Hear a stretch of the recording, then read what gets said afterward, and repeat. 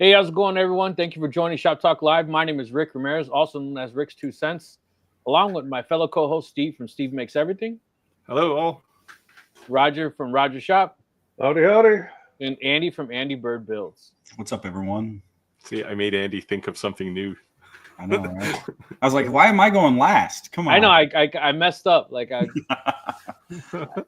we got this. What is the Brady Bunch thing going, or it's all like what is there? Yeah. You need to put Alice in the middle. Yeah, I just kept going with it. I kept going with it. It works. It works. Clayton, a loyal fan. It's been a crazy week. So this week started. What day is this? Wednesday. This week started with me getting a random DSL shipping notification, and I'm thinking, I don't know what the hell this is. And like, because they never name who it's from, right? They just say, oh, you're getting something. And so finally this morning, CommMarker said, oh, we're shipping you the 100-watt Titan. So it should be here next week. Oh, nice. What's a 100-watt Titan? Fiber laser. Nice. They also have a 200-watt version of it, and I was trying to finagle that one, and it was like, yeah, that's not going to happen. Nice. Super nice. That's cool. It's like, since you're shipping something, why don't you just ship the good one? But no, a 100-watt fiber laser will be pretty impressive. Do you have anything like that in your shop? I have a 60. I have a 60. And a 40. Well, a couple 40s. Nice. Well, or not 40s, 20s. Hmm. The B4 is a 20, and so is the F1 Ultra. Oh, that's the comic. Damn, they want $7,000 for that laser? The 20-watt, the 200-watt, yeah. Holy cow. That's some bucks. That's wild. Let's think about that a little bit. Let's think about like the use case, like who's buying that laser? To me, if you that power means you're making jewelry.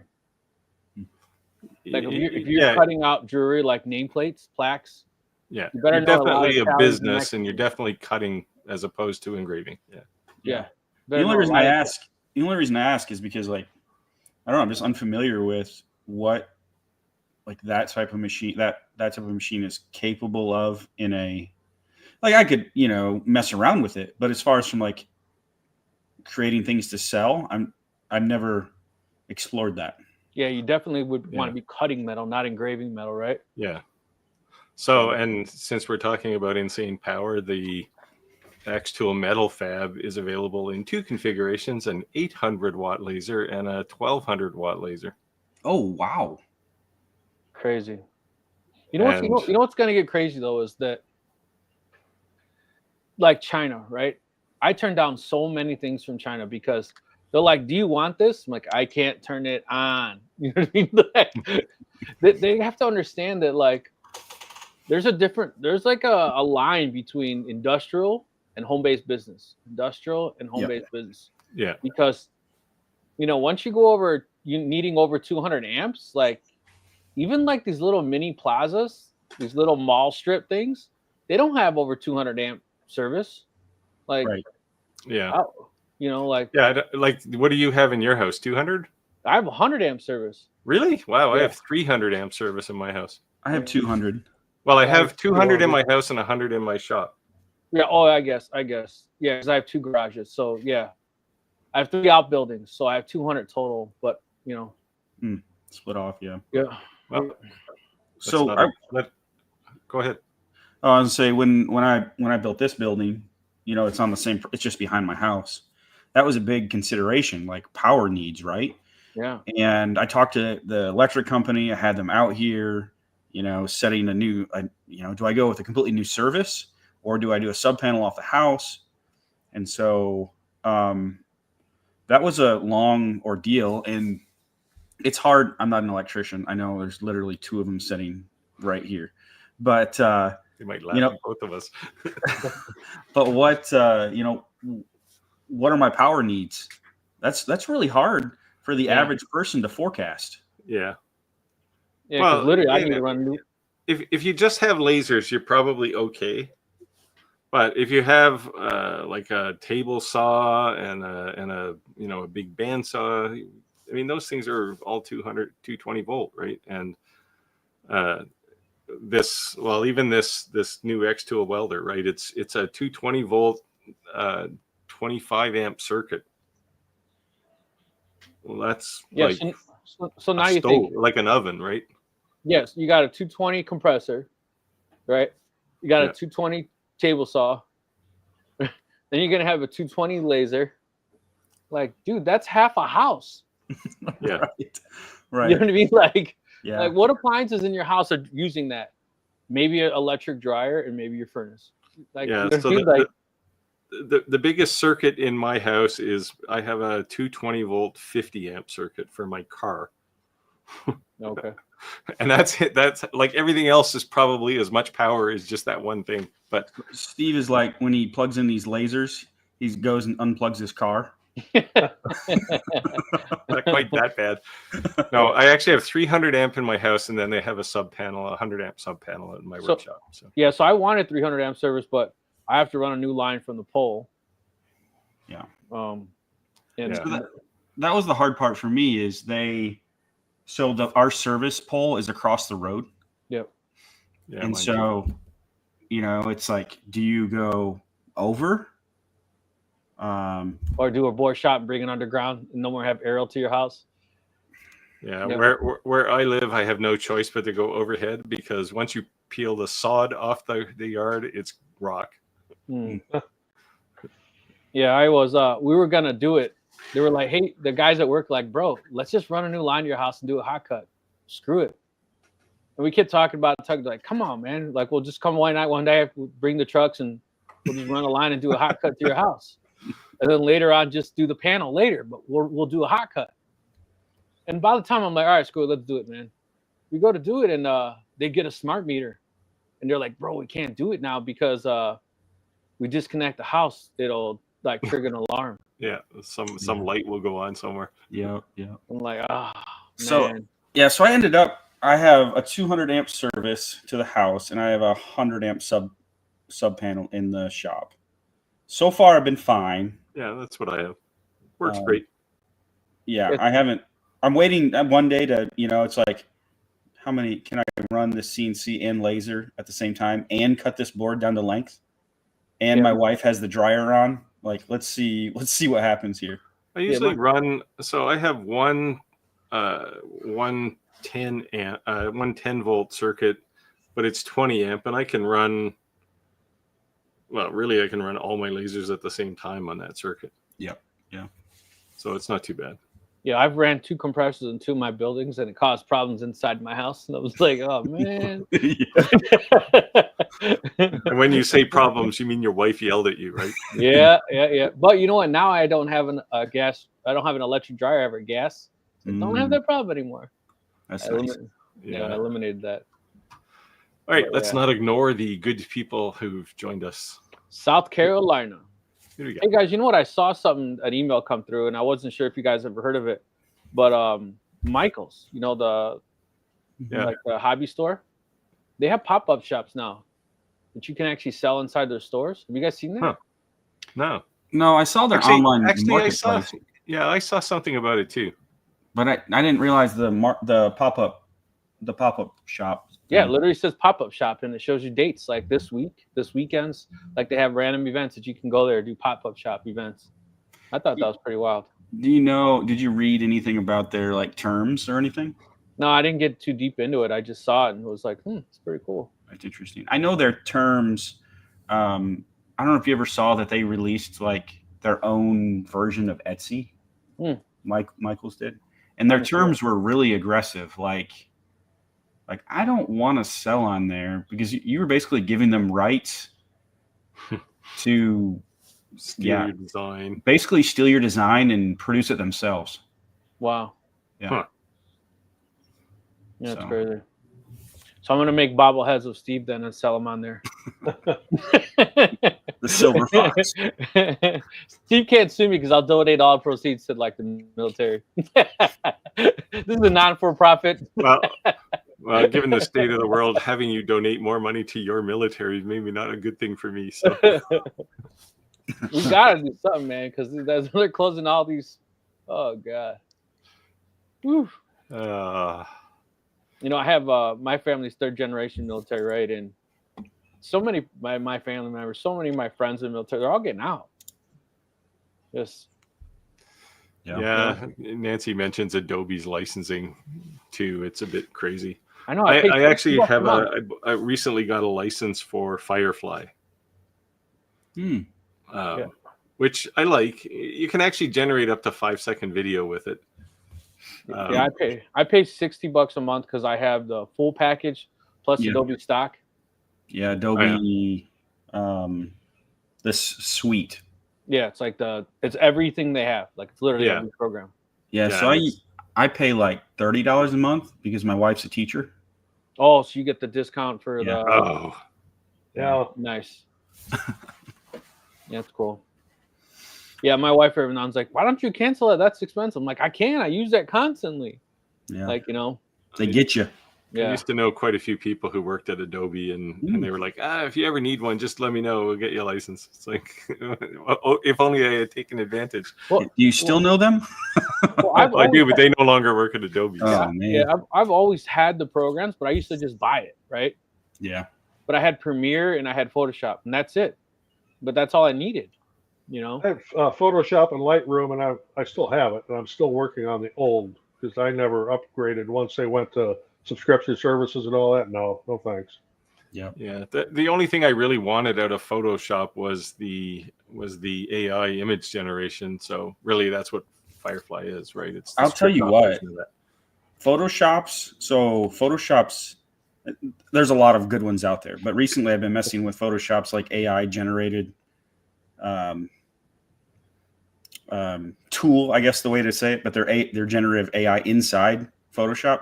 Yeah. Man, that is it's just mind blowing.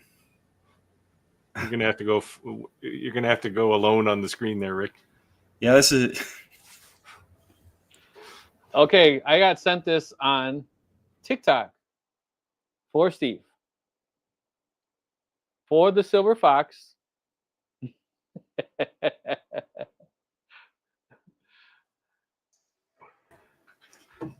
his website. He's currently running a 50% off sale. I thought it was hilarious. You know, that's I what thought it she was said. so funny. I almost pulled out an aluminum card and put it on the Mopa Laser. That'd have been awesome. No, but I've been having lots of fun with this pro colored F13. It's just I could make an OnlyFans shirt now. Maybe I should. There you go. Hey everyone, best Oh. dress competition winner goes to Roger. As always. Like, I mean, there's no competition. Yeah. Yeah. And my wife's got picked out some more, and I've got some more coming, so there'll be some new ones coming up here pretty soon. Yeah. So Nancy says she don't blame people joining the no longer want to be in the military. There's a change in terms. No, she's still talking about Adobe. She canceled her subscription. Awesome that you managed to figure out how to cancel it, because a lot of people, Yeah. the one person who takes cancellations at Adobe just doesn't have a phone. It's so true. They make it so FTX Design difficult. said, haha, I sent that. Why? Thank you, sir. Or madam. That's funny. Oh boy. This is referring to Nancy. Says I'm using Affinity. Yeah, I actually have a license for that. I never use it though. It's I don't know. It's too much. It's too unlike Inkscape and Adobe Illustrator. So I just can't get into it. I can't make the mental commitment to learn it. I use Canva a lot. Yeah. And I have the paid version. I'm still hung up on Kiddle.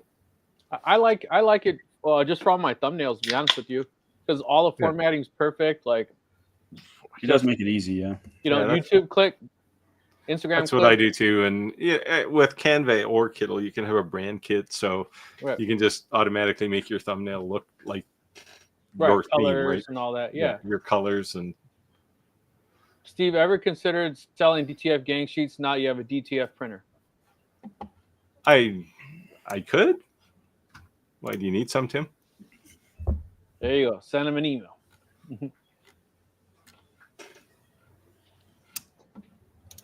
it works really well though.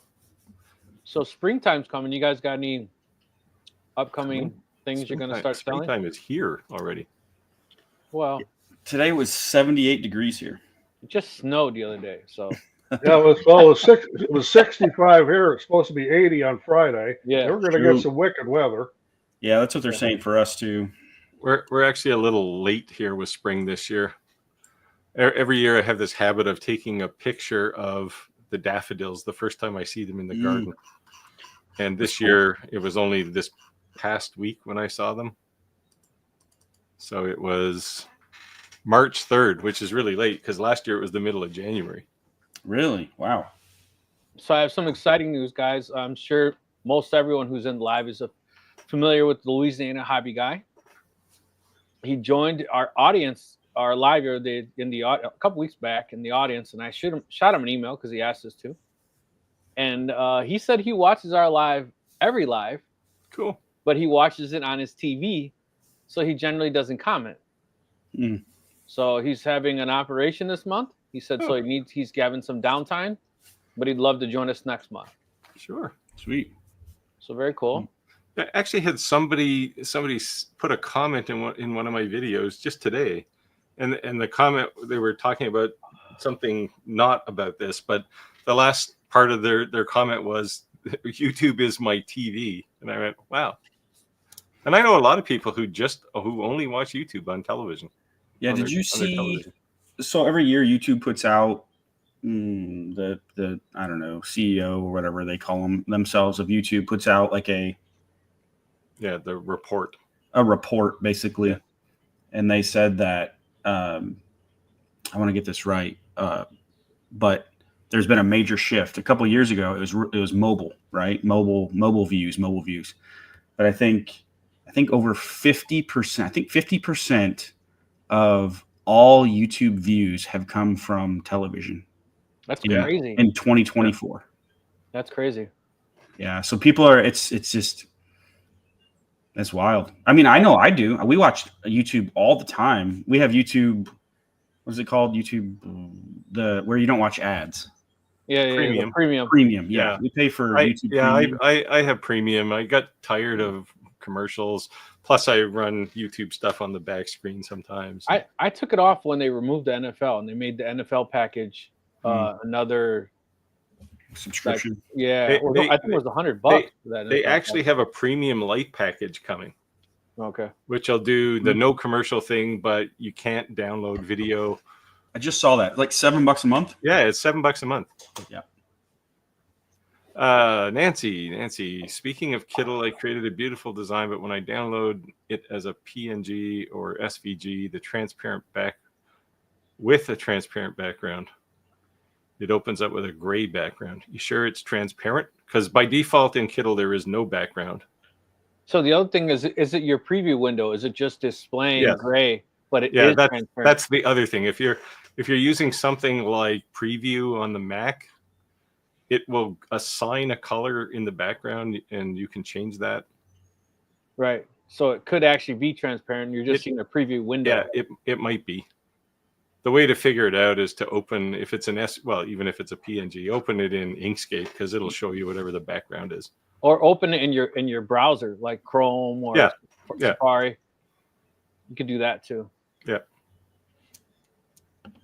I learned a lot from Louisiana Hobby Guy. He's awesome. Yeah, he definitely is a light burn master. If you need to know about light burn, he's the guy. Oh, absolutely. Yeah, a couple times I thought of making a video and I saw him made something like that. Why even bother? If somebody asked, I'll just share the video. Here, just watch this. I refer people to him all the time. They'll say, well, how do I do this? Or how do I do this? And how do I learn this? I say, here, you need to watch Rich's versions of it and you'll learn it quick. Yeah, so back to my question. You guys have any upcoming new projects for spring that you're going to be putting out? I don't have anything specific because we own 4 greenhouses and it's peak season, so I don't have any spare time. Yeah. Apparently, I'm going to make Tim some DTF gang sheets. Did you all see? I didn't share it in the Facebook group. I should have, but did you all see what I built this week? No. last week. I haven't had time to watch YouTube this The week. last video I saw you make was the one that says to do a survey. That was today. But yeah, if there's any new CNCers out there, I'm thinking about making a CNC 101 kind of crash course, and I'm looking for input. So you can that's not the project I'm talking about, since you brought it up, you can head to my YouTube channel and fill out like literally 2-minute survey. So I think I posted on Instagram. Here, let me see if I can show some pictures here. It's spring related. I did it as it's actually, I would show it, but it's literally hanging above my head right now on the wall. Let's see here. All right. Make me big. They got pills for that. Oh, here we go. Biggie. Okay. Is it too shiny? There we go. Anyways, can you kind of see it? So we made this as a custom build, as a piece of decor, but we were trying out some different things. So it's a baseball scoreboard? Yeah, it's a baseball scoreboard. Nice. That's And cool. so the black is chalkboard paint. Nice. So you can actually write on it. So CNC and laser, the white letters are acrylic, 1/8" acrylic. And yeah, baseball season's right here. We were looking, so this will be a video that's coming out hopefully this weekend. And this is useful to hang up on a wall for keeping score in domestic disputes or something? Yeah, that's right. Yeah. Hit the countdown, 2 minutes. Yeah. Baby. Yeah. I'm So in a race I- tonight. I know in my row there'd just be like 9 zeros. Yeah. Strikes, 3 strikes, or 3 strikes and you're out. But no, so the video concept that we did were coming up with new project ideas or new product ideas to make and sell, and that was one of the ones that we came up with. And cool. We came up with a chair, and we came up with a calendar. Have you seen those perpetual calendars, the spinning ones that you can Yeah. But anyway, so of those 3, we came up with that one, and then made it, and then did some market research and break down pricing and cost, and it was a fun project. But honestly, I think this is a fantastic. There's some out there already that people are making, but there's none out there that are made like this. They're usually like for sale. They're usually vinyl printed, like a vinyl decal put on, almost like a poster. Mm-hmm. But we added some depth, to this one, and it's all made out of plywood. Nice. And we had, I think materials wise, we figured we had about $80 into making that. And I know people are going to gasp, but I seriously think that you could sell these to $300 to $400 easily. Nice. As a piece of decor for a man cave. It's kind of hard to tell, but it's 5 foot long. Oh, and damn. That's yeah. big. Yeah. So the wall, like the sheet of plywood that you saw it hanging on, is a full sheet of plywood, a 4x8 sheet of plywood. So, we do this comparison where you're gonna have to watch the video, but I'm spilling all the beans now. But we do this comparison of selling these to selling like something like traditional, like cutting boards or coasters, and how many of these that you would have to sell, or how many coasters you'd have to sell to make the same amount of money as making and selling something like this. So that's the whole concept of like, hey, those markets are saturated. Not that we can't make money on coasters. We've talked about this a lot. I actually did it this week, over 500 of them, and I am coastered out right now. I knew that was coming. But if you made one really nice cutting board, you could have made just as much money as those 500 coasters. Yeah. So kind of the idea is like, hey, like I just want people to make cool, like more like cool stuff. I think there's so many. I'd love to know your guys' thoughts on this. Like the gateway drug to woodworking is making a cutting board, right? But how many people just stop there? Yep. You know, because sometimes they get success and they're like, they just get in a groove and they're just going to keep on making them. You know what I mean? Yeah. A lot of people sell 3 items and that's it. Yeah. You know, and they're very successful. Master something, that's it. I made a really, really nice cutting board for a guy, actually, and a chessboard. And he sent me pictures this week, and the cutting board has a crack right across the middle of it.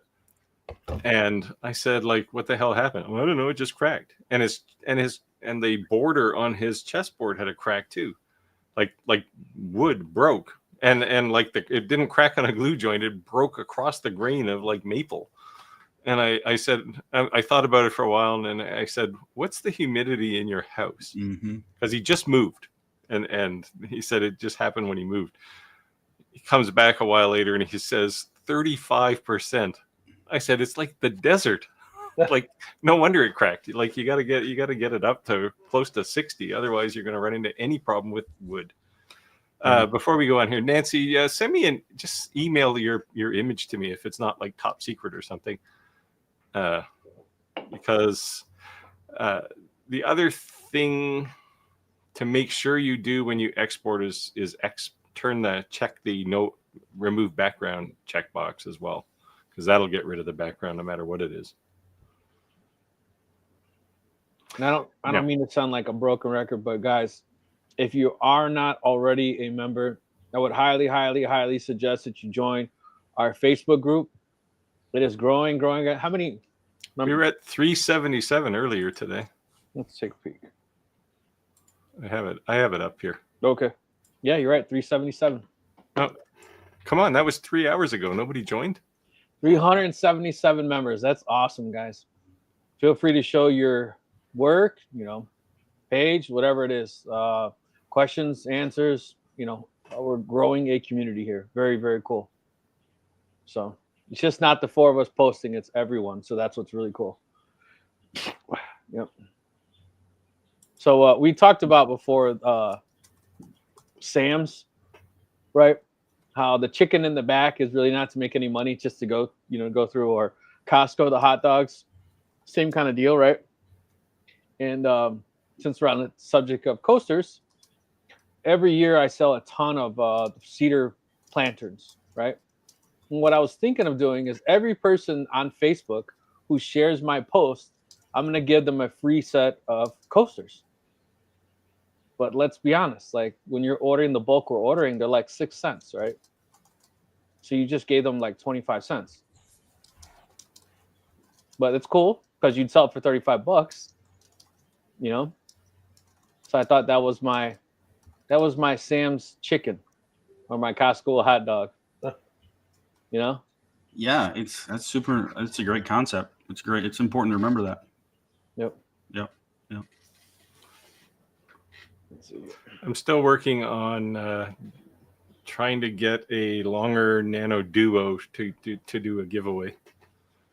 What should we expect in the new year of laser engraving in 2025?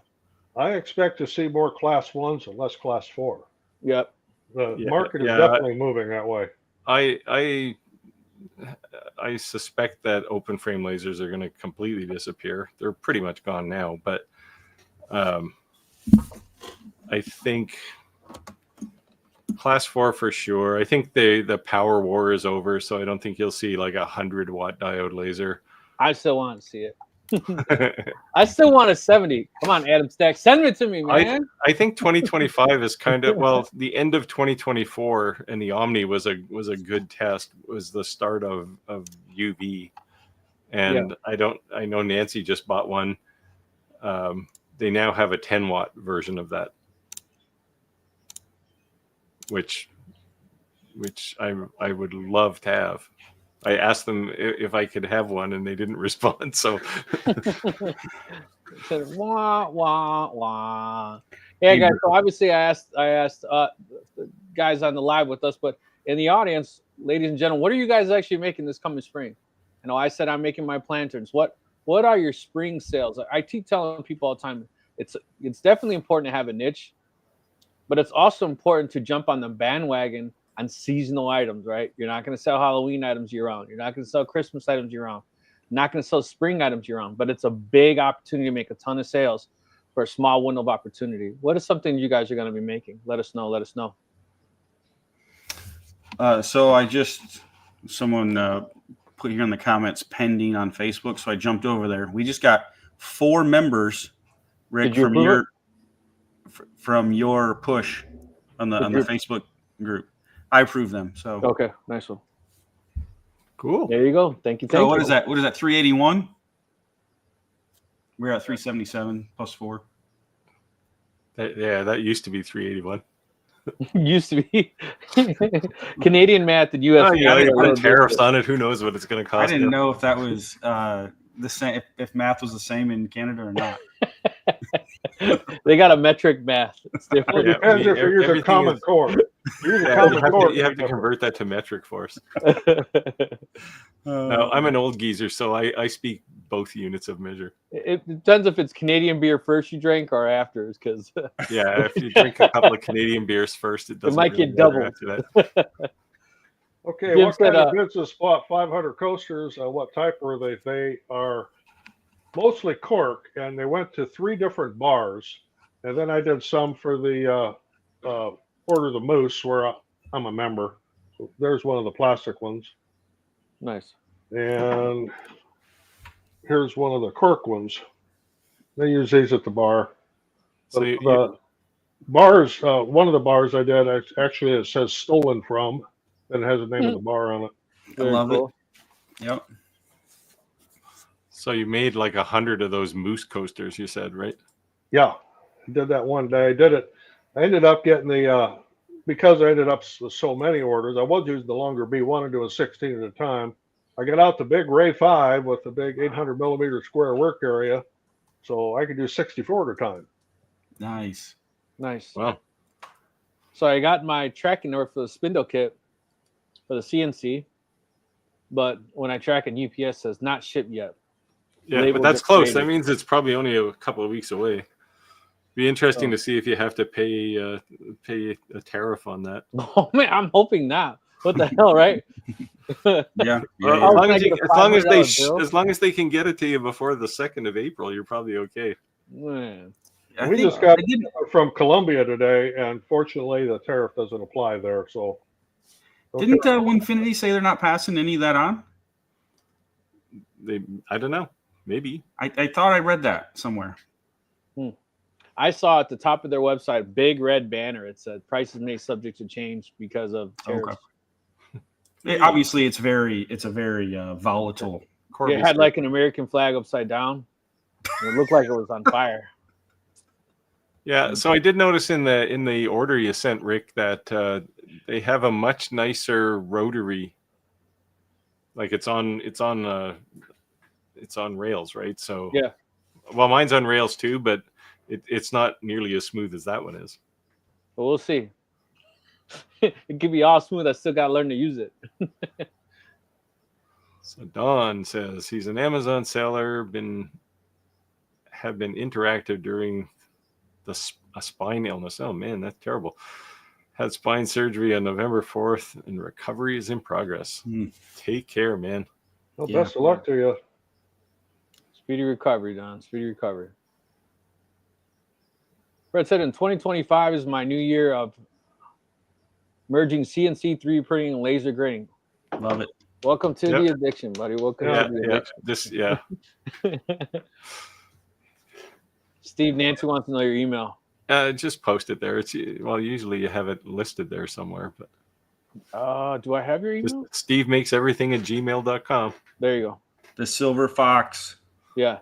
Nope. Now I'll get hundreds of emails from people saying hi. Hi. All right. Here you go. Here you go. Hey, he bought a 3018. Go ahead, Andy. Add an extension. You want me to take this one? So, Terrible at Fishing. I love that name, by the way. Purchased a Jumitsu Prover XL, yeah. Prover XL. But added the extension to double its size. I'm using it for cribbage boards. So interesting thought. That's really cool. Interesting thought is like how 1/8-inch bit, right, for cribbage boards. For the holes, You're plunging down. I wonder Yeah, tell us a little bit about that. Like, what is that like with that machine? You know, the Z plunging down, because that's obviously what you're doing. Well, this You're is making holes. This is the pro version, right? So they came out with this improved version of the 3018. Maybe because I kept bashing them, but yeah, this one has actually got a proper spindle, and it's actually is it using like a router? They have a 500-watt spindle. Yeah. Okay. All right. Yeah, just like the two trees. Yeah. Nice. And then the extension rails, of course, would make it good enough for big enough for making cribbage boards. Yeah. It's really kind of a 2-tool path thing, at least. Well, it depends how you make it, but when I make a cribbage board, you 1/8-inch drill pattern to do all the holes, and then I use a V bit of some sort to draw all the grooves and the numbers. Yeah, and kind of the outlines. Yeah. Yeah. And I think something like that, right? Like, that doesn't take a ton. This is an interesting thought. Like, those tool paths don't take a ton of machine, I guess, for lack of a better word. Yeah, well, you're going probably a 1/4 inch deep on the drills. And you can take that, it's slower, but you can take that at smaller intervals if you needed to. Right? I'm sure tell beats doing it on a drill press, that's for sure. Yeah. Well, if you use an upcut bit, you can just plow through them. Yeah. Nice. But my thought is like, if you're cutting out doing a profile toolpath on those, like, that's where, Yeah. that machine might start to, depending on, like, I'm talking about speed wise, like, it's going to probably take you a long time to cut through 3/4 inch or an inch of hardwood with that machine. It takes a long time anyway. Like, I mean, you're drilling a lot of holes, right? Like, there's 120, and if you have 3 or 4 lanes, it's a lot of holes. So it takes a while. Yeah. Must be a Canadian thing. I don't really see people playing it unless they're over 85.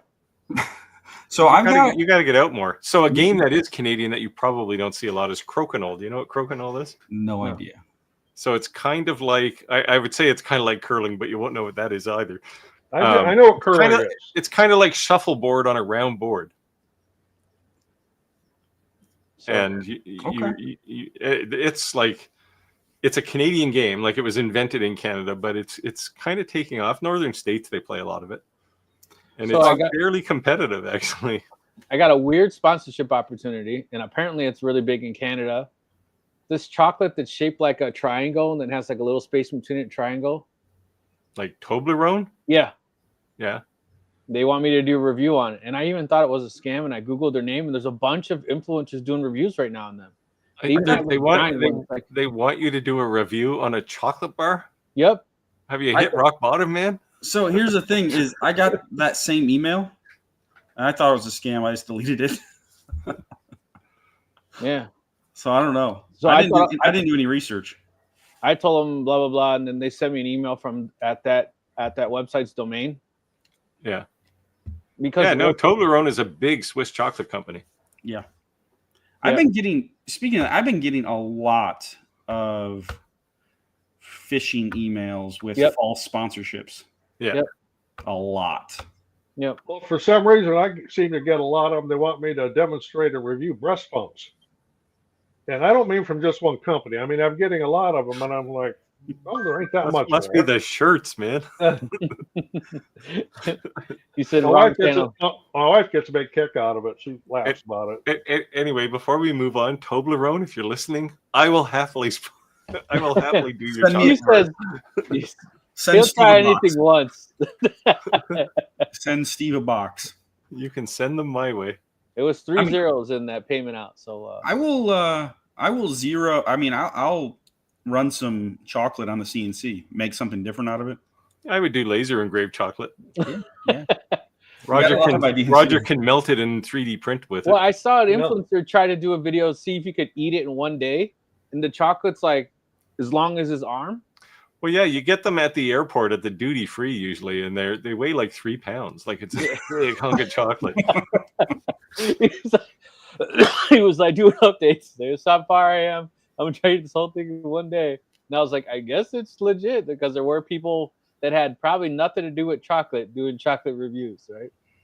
So, wow. Where's the link? I to thought the Facebook? doing a video on a lawnmower was a stretch, but Yeah, there you go.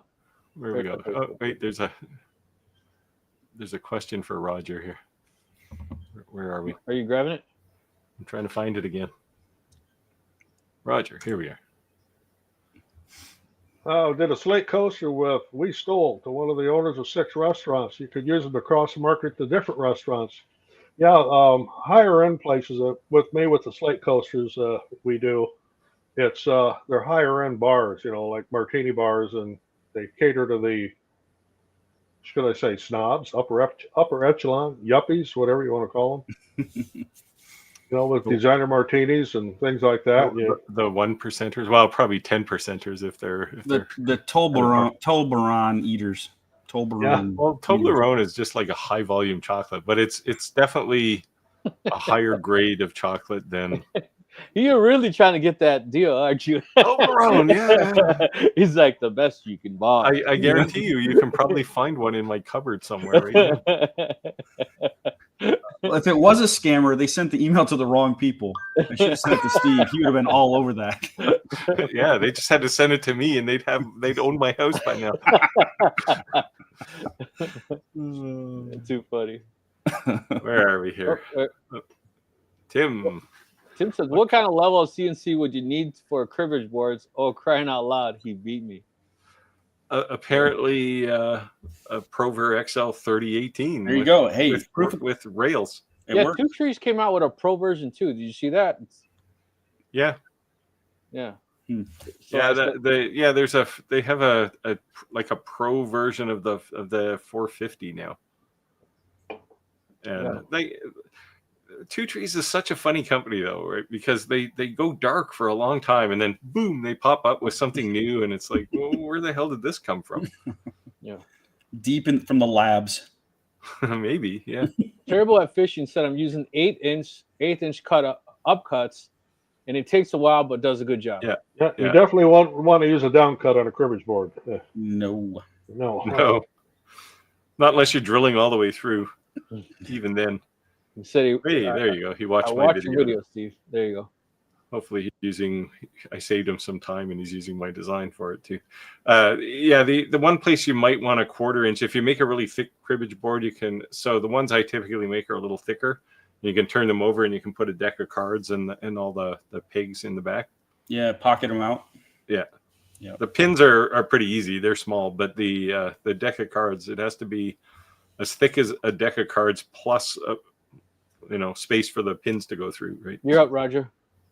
Okay, Don said you got a Saint Smart Genmitsu 3018 Pro Ver, V2 in December. Gotten a lot of accessories. Yeah, that happens. Once you get it, you got to have accessories. And watched a lot of my videos. Appreciate that. And I did for a while have 2 Genmitsu 3018s. I don't have either one of them now. I've got a couple bigger CNCs, but still not as big as I'd like to have. The one thing I realized is that the CNC is cheap. It's everything else that comes with it is probably more expensive than the CNC. Yeah, it's the $50 or $60 bits. Yeah, when you start breaking those amount of bits, you really don't. Yeah. A buddy of mine, he's not super experienced with CNC, but he sent me a picture the other day of a 1/8 bit in 2 pieces and said, "Well, there goes $30." Yeah.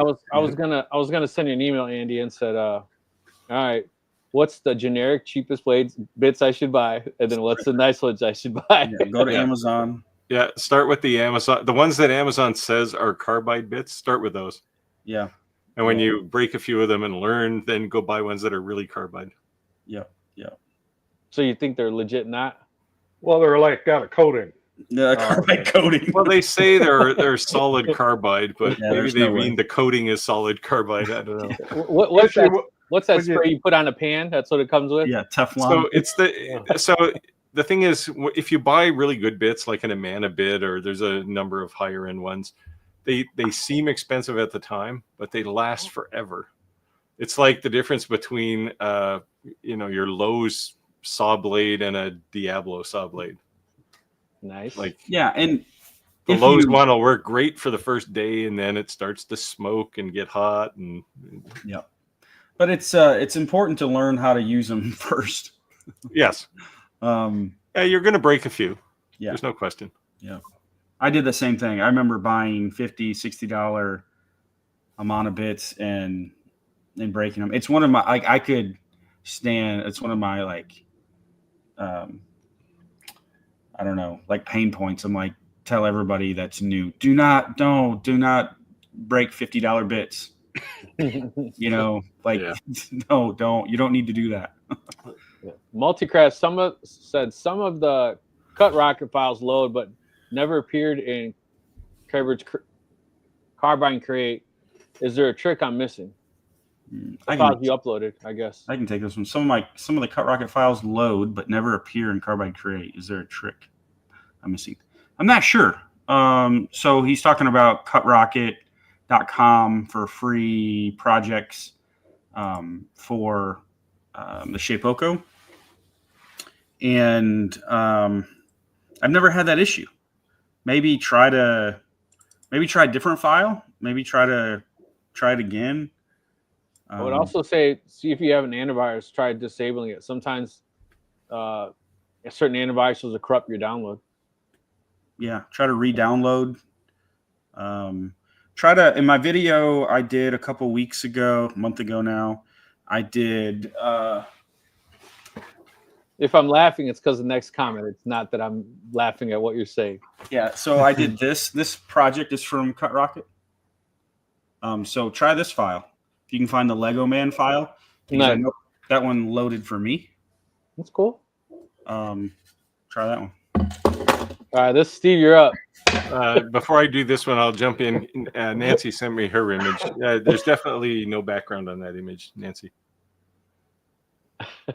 I am interested though, because it's a logo for, I guess it's her company. Yes. NGR Creations.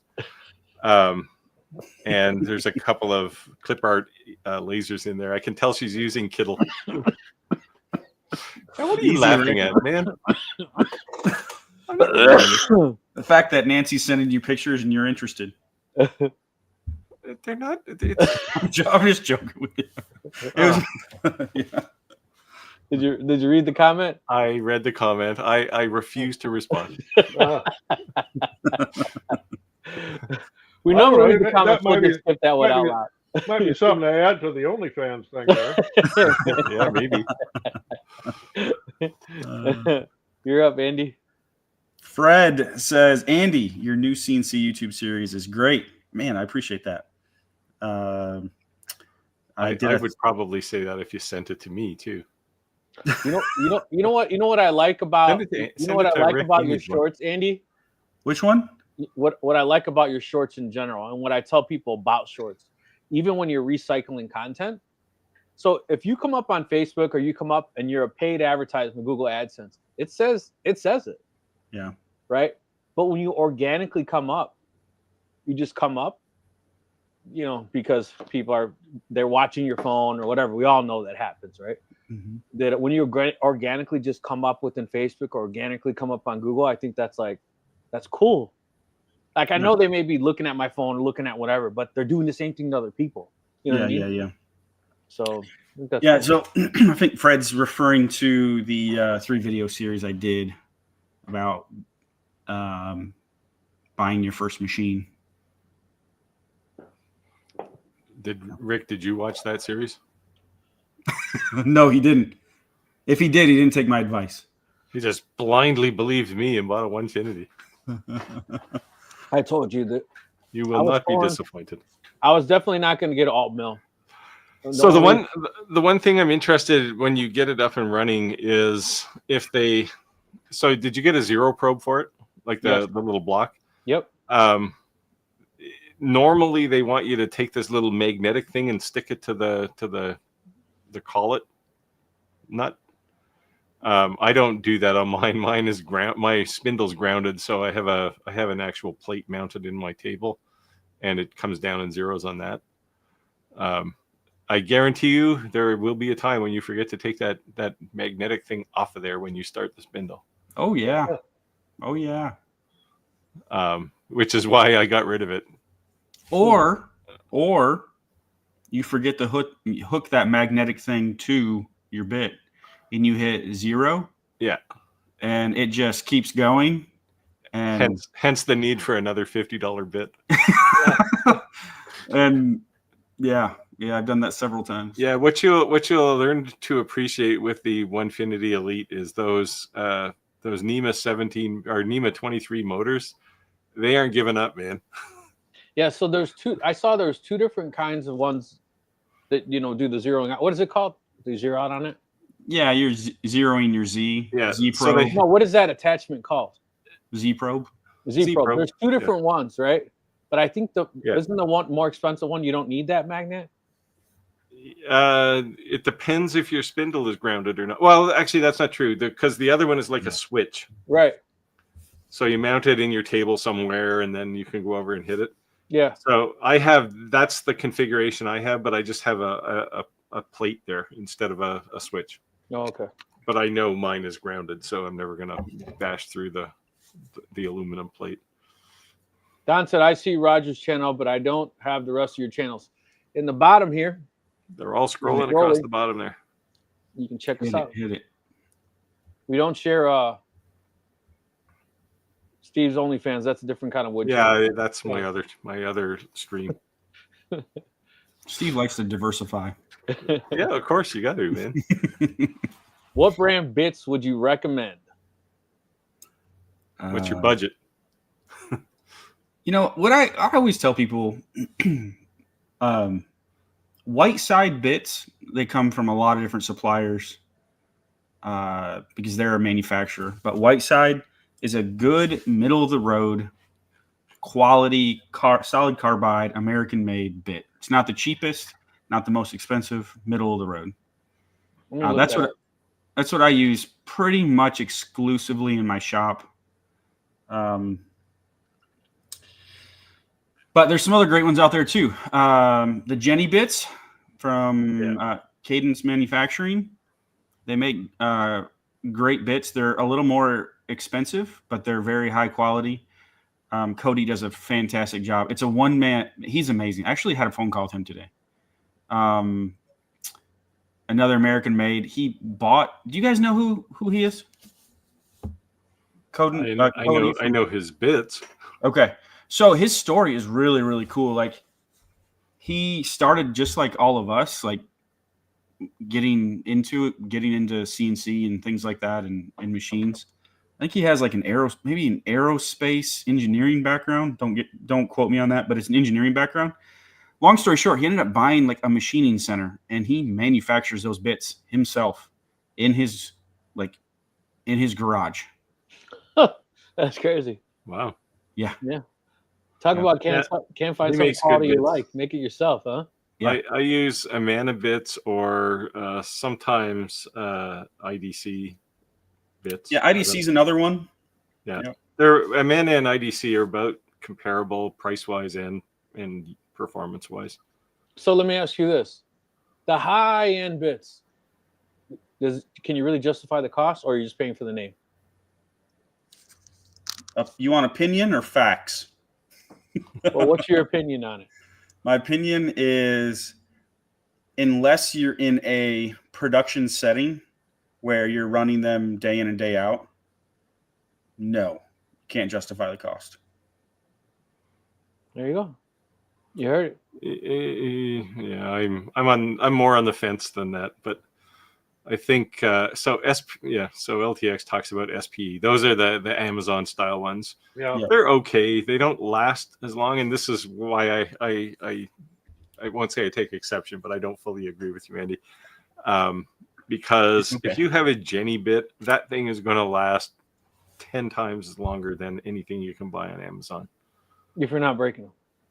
Well, sure, that goes with any of them, but but I just find they last longer.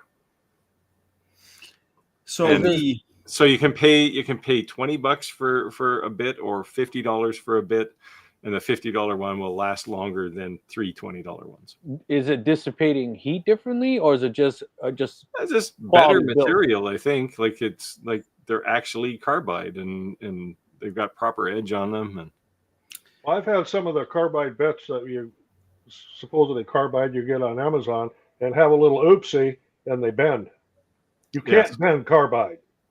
That'll Right. snap in a heartbeat. Breaks. Yeah. Yeah. So the interesting thing is, so heat is the enemy of bit life. And so chips, the wood chip that you're actually cutting acts as a heat sink and is taking heat away from that bit. And so, like, if you're recutting chips, you're reducing your tool life. Right? If you think about it, like, one, you're building up more heat. Well, think about a pocket with, where you're not removing, with dust collection, you're not removing those chips. You're recutting them. You're just reducing your tool life. So there's a lot of things. So feeds and speeds, especially so in wood, are very, let's say, flexible. There's a wider range than, say, machining metal, but like proper feeds and speeds, cut quality, bit life, they all play into each other, right? So in my observation, just my experience, people can have different experiences. I'm not saying I'm absolutely correct, but in my experience, tool life really becomes like, does a, like, let's say a quality carbide bit versus a quality carbide bit that's coated. Is there a stark difference in like tool life? And in my mind, no. I still disagree. So, I just don't think in a hobby setting you're going to see much of a difference. Maybe. Yeah, and I'm not usually in a hobby setting per se. There is a place for them in a production setting, in a CNC shop that, like, everything is dialed in. Absolutely, you will see a difference. But I think in a hobby setting, it's going to be very, very limited. Where I see it is I make a lot of these player boxes for Dungeons and Dragons players. And I'll make, I don't know, a pile of them at the same time. And I've had the same tool path, same speeds and feeds forever. And if I use, one of these cheap Amazon bits, it just does not last as long. So would you say, because you said about passing through a second pass through, your chips, that a dust collection is going to make a huge difference on the lifespan of your actual kit, regardless of what brand, right? Yeah, yes, definitely we agree on that. Because I see a lot of people on YouTube, they don't actually have a dust collection. They're just using the old vacuum. Let me stick it near the bit, and when it's I do that when I'm recording, but I don't do that when I'm doing actual projects. So when I did the dust collection, I saw the one that actually went in the front of the bit, and it came up, and then I saw the one that went behind it. And to be honest, the only reason I got the one behind it is because I thought if I was filming it, it'd be kind of out of the way. Filming with CNC is tough. Like I don't hardly ever, like, a video that you see of mine, I'm not usually running dust collection because otherwise you wouldn't be able to see what happens. But what I do is I film a bit of it without dust collection so you can see what's going on. And then I run the rest of the tool path where I'm not filming with dust collection. Yeah, so the PWN CNC, they have the dust collection comes from the rear and it has the magnet thing. So if you're actually going to record, you can go click. So because it's kind of like physically permanently mounted, but you can remove the little brush so you can still see it. So I thought that was a cool option. But it's $250. Jeez. So I designed, the one I use is one I designed. It's front mount. I really should redesign it to do a back mount though. Yeah. Just for recording stuff. Yeah. Terrible Efficient said the clamps supplied stink. What low profile clamps do you guys recommend? I don't use clamps. I don't either. I use the blue tape CA glue stuff. That's everything. That's the clamp of choice. Speaking of blue tape, Andy, what is that blue tape that everyone puts over the wood? It's just painter's tape. Yeah, blue painter's which one? It's like a transparent. He's talking about something different. He's talking about Oh, the Oracle. or a mask. Or Yeah. a mask. Yeah. Is that worth it? Some people say so, but Again, why are you bringing out all the opinions? Come on, Rick. Well, because what I'm saying is that, like, I've always used masking tape on my laser engraving when I'm gonna paint inlay, right? yeah. So that I don't get paint on and I don't have to sand it. Yeah. And I just use blue painter's tape. But I heard that if you use blue painter's tape, it really dulls the bits because the glue. Don't use. True? So I don't use any tape.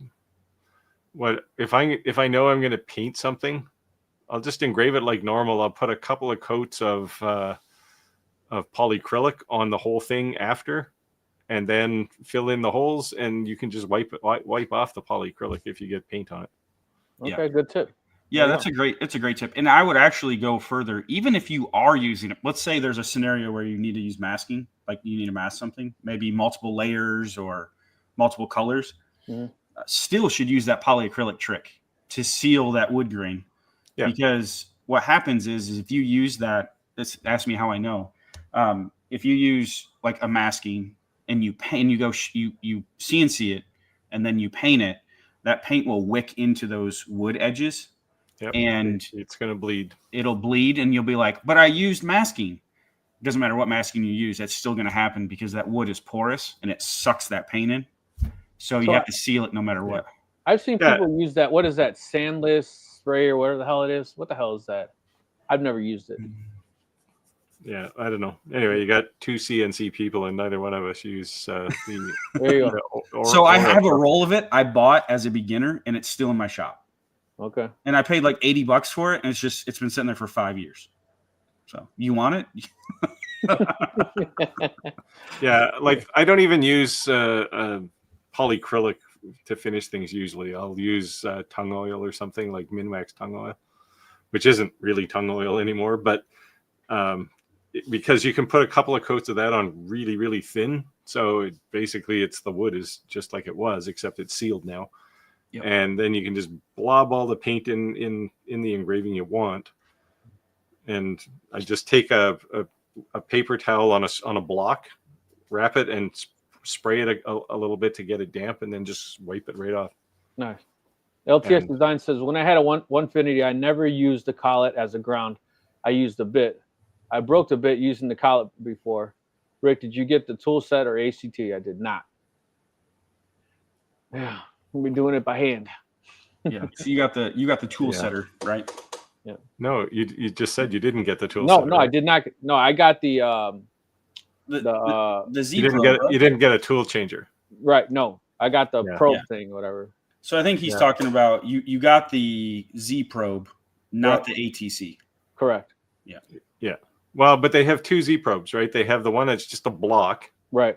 I didn't get that. And then they have one that's like a push button for that you can stick over in the corner somewhere. Yeah, that's what I got. I got that one. The tool changer is built by the Rapid Change guys. Yep. Yeah. I've been meaning to send them a message again. I haven't talked to them in a while. I hope they're getting successful with it. I love my Rapid Change tool changer. Really? And mine is like an old generation. I was talking to him a while ago, and he said, "What? You're still using that? We have a whole new setup now. You don't have to do anything that you did with that one." So I saw a video yesterday from the PWN CNC guys. When the video started, he had a T-shirt on that says, "We void warranties." Did you guys see that? No. The Shapeoko, that whole entire setup that's on the Infinity, they make it for it. Huh. All the new wiring, new side steps, the whole big screen. It looks like. Oh, so they're basically replacing the controller with like a Masso controller or something. Yeah, that's exactly what they're doing. Yep. The Masso controller is nice. We void warranties.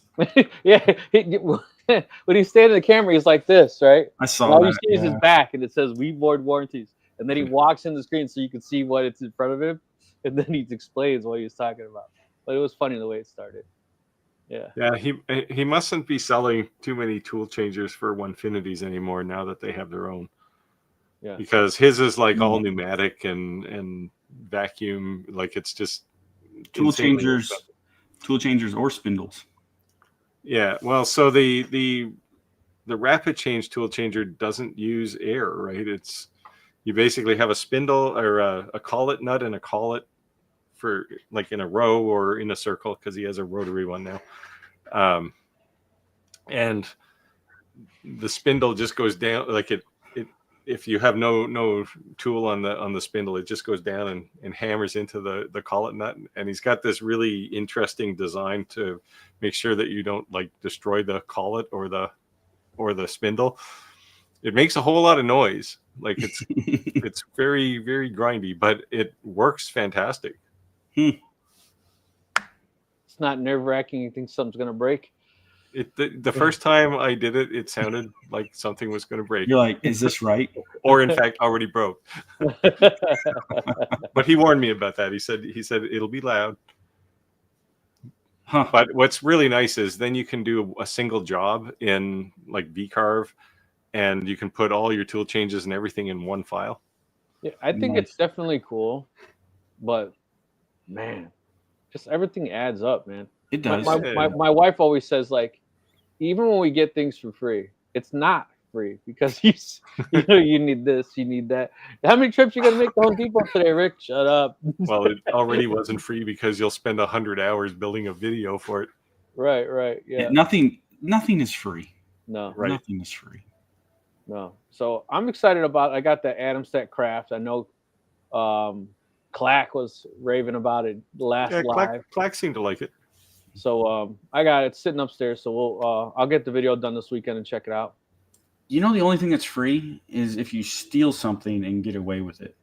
You know, in California, almost everything in some of these little mom and pop stores, the price is $1,000 or more, and at the register is $1,000 off coupon. So if you steal it, it's an automatic felony. If you steal a candy bar, felony. That's crazy, though. Tim says 25% more expensive soon. Oh, you're saying because of tariffs? Yeah, Tim's a fellow Canadian, so man. Well, if you guys become one of our states, then it probably won't change, right? Oh, I don't have the shirt here.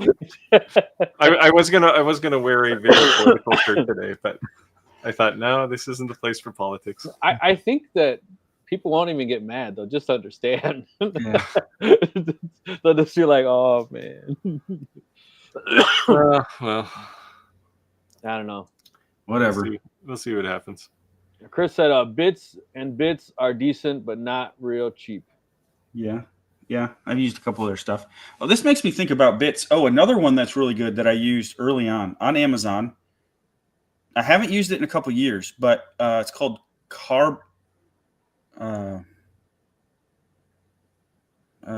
geez, I just lost it. It'll come back. It's another brand of bits, a cheaper brand on Amazon, but one that I found really like decent quality for a good price. So I've been Carbide Align. Okay. Was the name of it. I've been getting a ton of companies from India wanting me to review bits. And I basically told them, like, I don't know enough to say that it's good or bad. Like, if you're interested, that maybe later.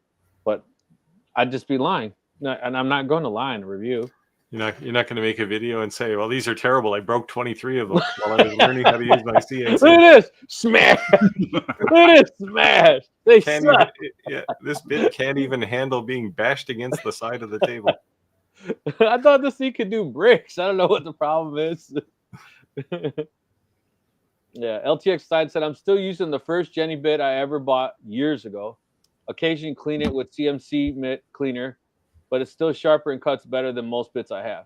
That's awesome. Yeah, Jenny bits last forever, man. Yeah. The only I've broken a Jenny. I got a Jenny bit one time.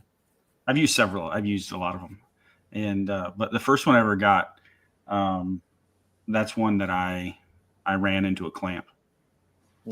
Yeah, I had 2 pieces of a bit that did that too. Yeah, I got that. I don't use clamps anymore. Yeah, I know, Steve, you didn't get it, but I got that bottom piece the CNC sits on, so I could just run the spoil boards in it. Yeah, I had that on my first Onefinity, and then really realized that I just thought it was a convenience.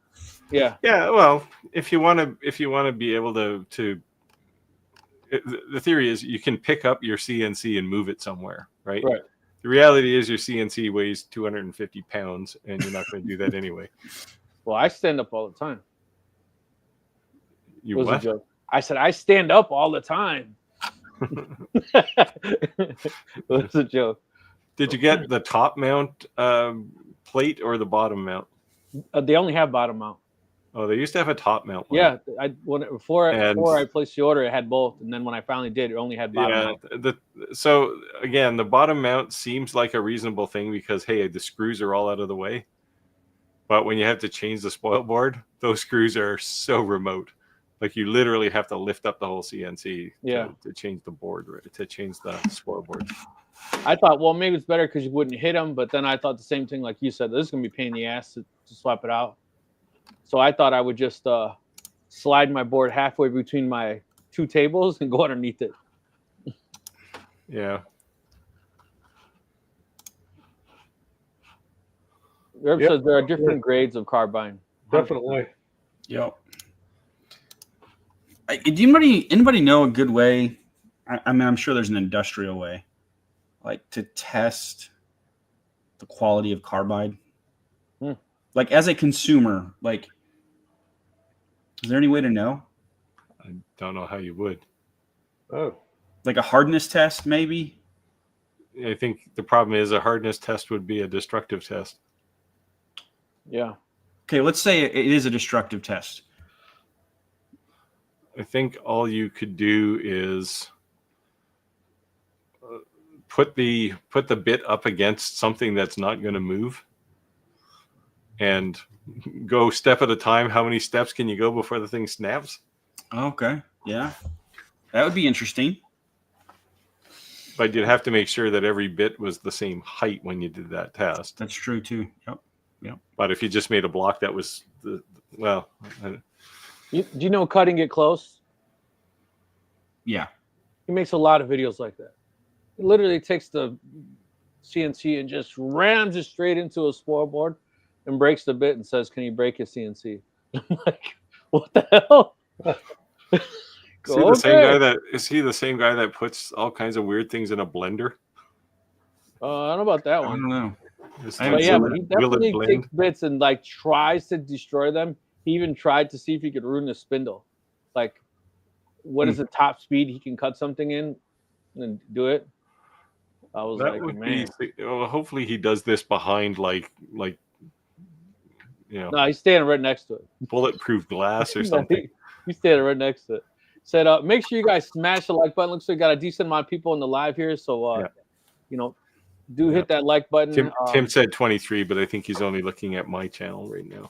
Yeah, keep There's in mind also when 3 other channels plus Facebook plus Instagram plus right? plus Switch, blah blah blah. Yeah. Well, LTX Design said use a 3D printed bench dogs and Craig inline clamps because CA glue and tape get expensive. My biggest thing for using CA glue and tape is most of the time when I am doing a CNC project, I'm cutting all the way through, and I don't have to use tabs.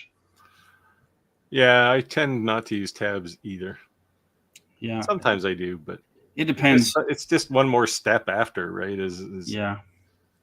If I'm using a downcut bit, I don't ever use tabs, no matter how I'm holding it, because it's impossible. Those chips typically hold it in place, like the very bottom. They kind of pack in because you're ejecting everything downwards. If you're cutting through, yeah. So when you're cutting through, Andy, you literally just go all the way. You won't leave a little tiny tab and then clean it up afterwards. If it's something really, really delicate and like light, yeah, maybe. But then I'm using typically then I'm using double-sided tape. Okay. I use a lot of there's a particular double-sided tape that I like that you can only buy. The only place I've found is in my local Lowe's. They don't offer it online. It's Sure tape, but it's a specific like double-sided rug tape that doesn't leave a residue. Is it the one that looks like it has a mesh in it? Yes. Okay, I use that too. Yeah. It's really good. But anyways, if I'm cutting all the way through on something like, let's say, an inch board, yeah, I typically don't use tabs. Chris asks if any of us use composite nails for hold downs.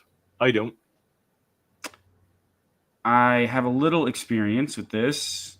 Learned the hard way. I've got a composite nailer with my Avid. What is a composite nailer? So a composite nailer is literally, it shoots plastic nails. Oh. It works great for sheet goods, not for hardwoods at all. Like those composite nails just won't go through a 3/4 inch piece of oak. Doesn't it leave all kinds of holes in your spoil board too? It does, but the interesting thing is they kind of fill themselves. Like, you know, and they break off really easily. The advantage is you can hit them with a bit and it just goes right through them. Well, yeah, that's the advantage of the nail itself. But yeah, if your spoil board has to be replaced more often, that's. Well, I mean, I use a lot of screws as a hold down method. It's actually my preferred way, and it actually leaves less damage than a screw. Yeah, if you use deck screws, they won't stand up to a carbide bit. So Roger, a few weeks back, we were talking about our Montport K40. Yeah. And a subscriber reached out to me and said, since I didn't have the air assist, they would send me a 3D printed something to give me air assist. And they send me this. Okay? No. Can you see it? Yeah. You see a problem on the other end? No hole? Yeah. Well, it's for that way you don't waste air. Maybe it's like a good cigar. You have to bite the end off it. Yeah, man. You gotta wet the end and bite it. It only has a hole to here. This whole other part is full. I was like, oh.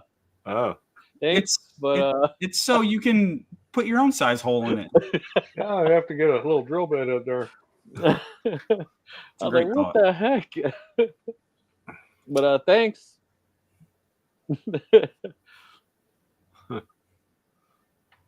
Brake test force gauge. Yeah, that's when I asked the question about testing carbide. There's got to be a way to test carbide strength in a industrial setting somewhere. Yeah, well, I think the tool just mentioned the force gauge is the way to do it, especially in an industrial application. But LTX9 said, I used a compression bit when I cut through. The chips have always held in place for me so far. Dave said, I used a 23 gauge nailer from Harbor Freight. The nails are so small, then CC hits it, won't break the bit. About $25. Cool. Yeah, like a popular brand is Raptor nailer or Raptor nails. For that purpose, you're saying? Mm-hmm. They're strong enough to hold it, but not strong enough to break a bit. Oh yeah, yeah. They're just like, you know, like I don't know, like composite. Like a heavy-duty staple. Yeah, a pin nail is actually smaller than a staple. Is he using pin nailers? A pin nail, like metal pin nail? 23 gauge pin nail. Yeah. Gotcha. Yeah. So I was still thinking composite in my mind. Sorry. Yeah, pin nailer. I've used pin nailers, but so a pin nail does not have a head on it. And so when you pull your material up, they usually stay in your wasteboard, and they are, in my opinion, a bugger to get out of that. Use a pair of channel locks or cat's paw, right? Oh, well, you're not going to use a cat's paw. There's no head. There's no head on it. Yeah, so channel locks you can just clamp down on the thing, and if you use the right end of the right side of the channel lock, you can just roll it out. Yeah, and so I ended up using pliers and kind of doing the same thing. Yeah. But then you have to be really, really careful because that 23 gauge is super tiny. And so they break off, and then it's like you can't grip it. Now you got a grinder. Well, you got a CNC. You can just smooth it out. Yeah. So I used pin nails for a little while, then got away from it. And I just use strictly my hold down methods are screws and double-sided tape. You don't ever use handcuffs? That's what I used to. No. not on the CNC. Steve said that's what I used to. You ever use handcuffs? was- He said that's what I used to. Yeah, not to what you said. Yeah, I mean, it takes surprisingly little force to hold something down as long as it's flat. Like the CNC isn't going to push it around too much because if it's moving in a particular direction, it's probably cutting. So what do you think of all these fancy jigs with all these holes and all these pushers? You just think that's a whole lot of wasted time. Just stick with the glue, and I'm sorry, just stick with the tapes. Yeah. So my spoil board, I have a spoil board design you can have if you want, but it's full of dog holes and I use it once in a while because it's good to get things square to the table if you want something square, but it's just a pain. Like I think in any time in machining, right? Like there's different use cases, and I think all these different jigs and different things are designed for, in my mind, they work really well in like one use case, like one setup. Yeah. And then they struggle in others, right? So you could be like a jig almost for a particular project. Yeah. So I've had a project on my list of things to do for a long time, a vacuum table. It was something I planned to do a video on. One of these days I'll do it. Yeah, I saw a guy making his stock spoil board a vacuum table. It was and even had the file. I thought that was pretty wild. It seems like to me the guy was using an air ride technology compressor, for air ride suspension system. That was pretty crazy. Well, that would be a pump, not a vacuum. Yeah. Well, it's either way, right? Because it's blowing it out the way he had it, like. Routed, okay. Right. It's a compressor. Yeah. Yeah. Yeah. But again, you don't need a whole lot to hold something down. So I think if I built a vacuum table, it would just be a table with a bunch of 1/4-inch holes in it, probably to hold stuff down. Yeah. And then a fairly sizable vacuum pump. I thought it looked pretty. When I saw people make decent, the holes are pretty big though. They were using PVC pipe. I thought that looked pretty cool. Like but kind of what Andy said though, like jig purposable, right? If you were doing the same type of thing, and maybe that could help. Yeah. One hold on method that I would like to try, Broen Wood, who does the inlays, the cutting board inlays on YouTube. Fantastic work, by the way. He uses dog holes and 1-inch dog holes in PVC, like little tiny PVC. Yeah. So I was talking about, And then he uses wedges. So no screws, no tape, no nothing. He just uses wedges, and he's got that configuration. He can set it up, but everything he does is rectangles, right? So that's what I did on my spoil board. So the pins are actually 1/2-inch electrical conduit, plastic conduit, not EMT, and works really well. And then a bunch of wedges. I just cut a bunch of wedges, but it takes so much longer to set up than just slapping down a couple of layers of tape with some glue in the middle of it. Yeah, that's cool. So I'm hoping if I ever get time to build a vacuum table, I'll just drop the thing on there and turn on the vacuum, and that'll be it. Well, Mickey Burr here says bought a 2 trees 3018 Pro over a year ago. I haven't taken out of the box yet. What do you guys recommend I do to get started with it? Well, unless they've changed how they ship, you'll spend the first day putting it together. Yeah. If you're lucky, it'll take a day. Yeah. But it's a good way to find out how it works. You'll know how it works by the yeah. time you get done. It's like the old Shapeoko, like my very first one in 2017. Like that, there was nothing pre-assembled. The only thing I didn't like about the 2 trees is when I assembled it, is the guides on the side, right? One was all the way up, let's say north, and one was all the way south. So I had to bring them together.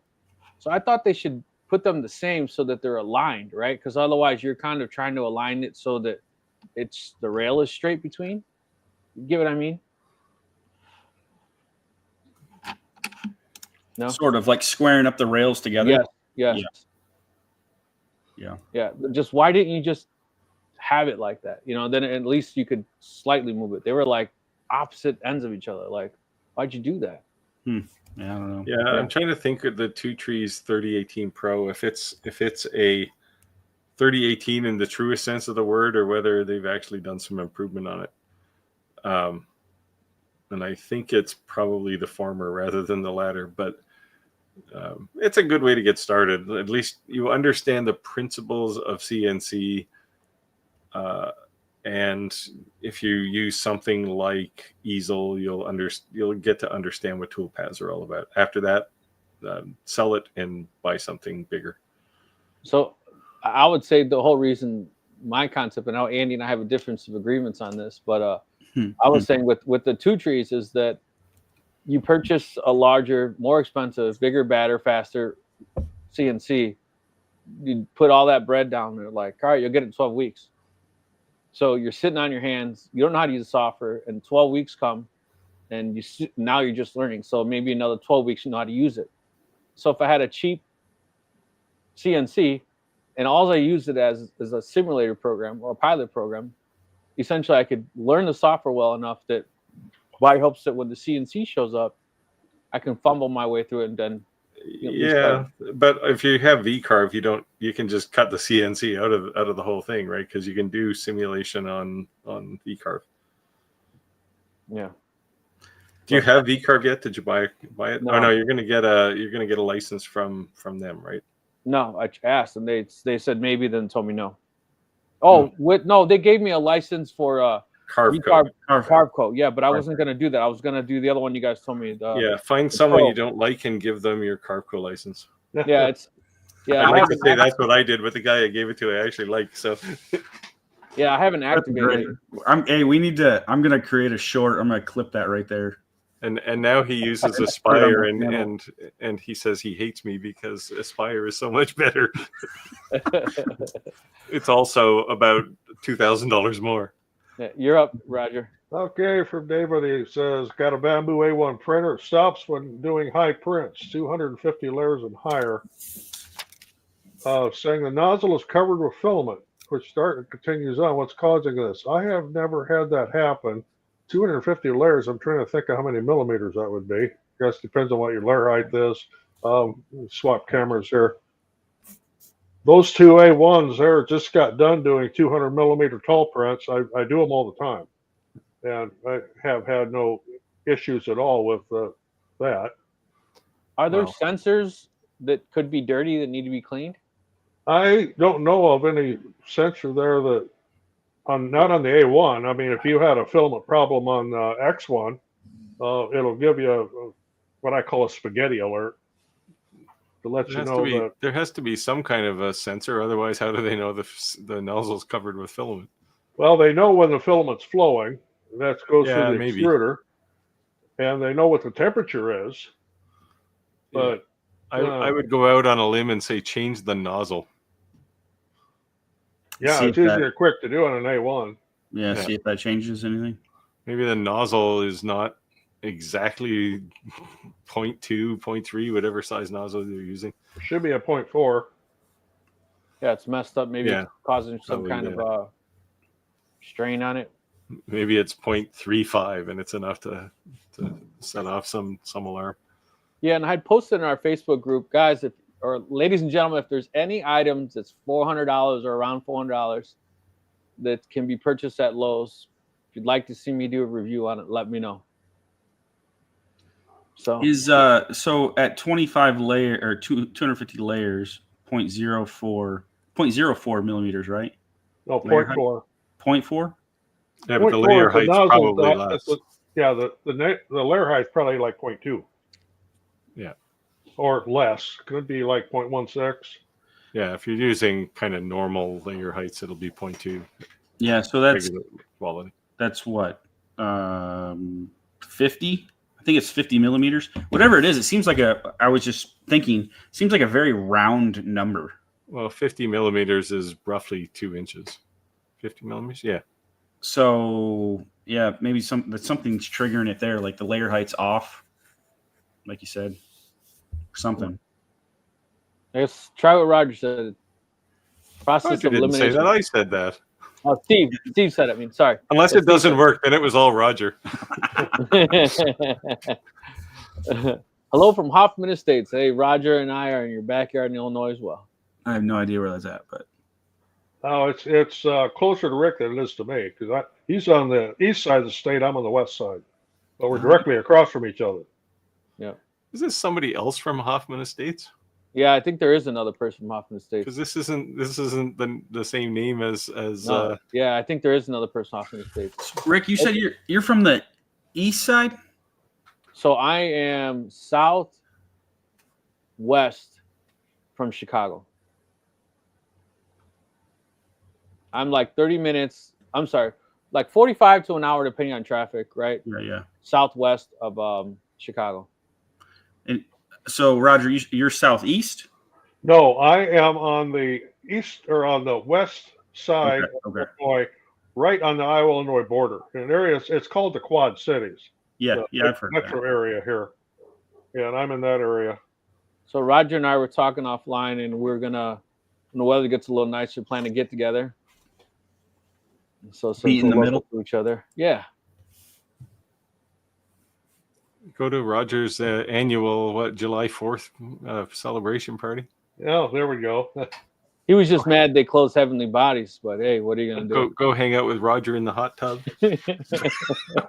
Okay, make sure you do it on a Wednesday night at 7:30. Live. Yeah, Live. If it ain't live, it didn't happen. That is an idea, though. Actually, when I was in Mexico, I was originally going to do the live stream from down in the pool. But I got a little nervous about taking my laptop down there. Yeah. But I do have a way set up that I could do it sometime when the summer from the hot tub. There you go. Roger, you want to read this one? Say I bought a reinforced Z-axis kit and a Y-axis extension kit for the 3018. Would it be confusing for me to install those while I'm putting the CNC together? Probably not, because well, I guess it depends on what Two Trees did with their directions, because they used to be written in what I call English. So it's kind of a There's a whole combination website for that, by the way. Yeah. So if you can understand that, and if they got some decent pictures, I don't know. I've done a lot of these, so it's second nature to me to put one together. But if it's your first time, take your time. I'd put the basic thing together first. Maybe add your Y-axis extension to it, because you're going to have to add the longer cables when you assemble it. The Z-axis kit, I would wait until you get the thing together first to see how it works before you start tackling on the Z-axis. I'd put it together and actually try it on a couple of things before tearing it apart and modifying it, because at least that'll tell you you're starting from something that was working, in case you run into some problems. You're up again, Roger. No, you don't want me to answer that one. I'll read that one. So Chris asks, what do you think of the K2 Plus versus Bamboo? Looking for an honest opinion. Well, I mean, price-wise, I think is the only real difference. Print quality on the Bamboo is probably going to be a bit better. And, they don't have nearly as good a support as the Creality one does. Yeah, that's what I said. Don't get me started on Creality tech support. That's why Creality doesn't sponsor me for anything. Yeah. I think he was just poking at the bear. I don't even think he has one.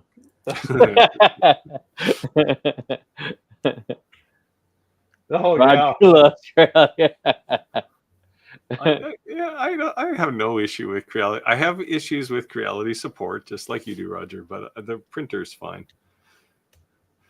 Bill says he watched my video on starting a laser business. Oh, that was the one I just put out today. Yeah, I actually watched it too. Thank you for such valuable information. So this is like the first strata of starting a business. This is more, how do you keep your mental state in the right shape so that you don't screw up things by your own devices? Once you kind of get over some of that, then there's a whole nother layer of business, which is how do you market, how do you sell things, how do you design things. There's just a whole bunch of that. I like your fancy little intros between your topic changes. I was like, oh, that's cool. Yeah, I try to dress things up a little. Yeah. Well, it's an obvious video break because, especially, it takes me so.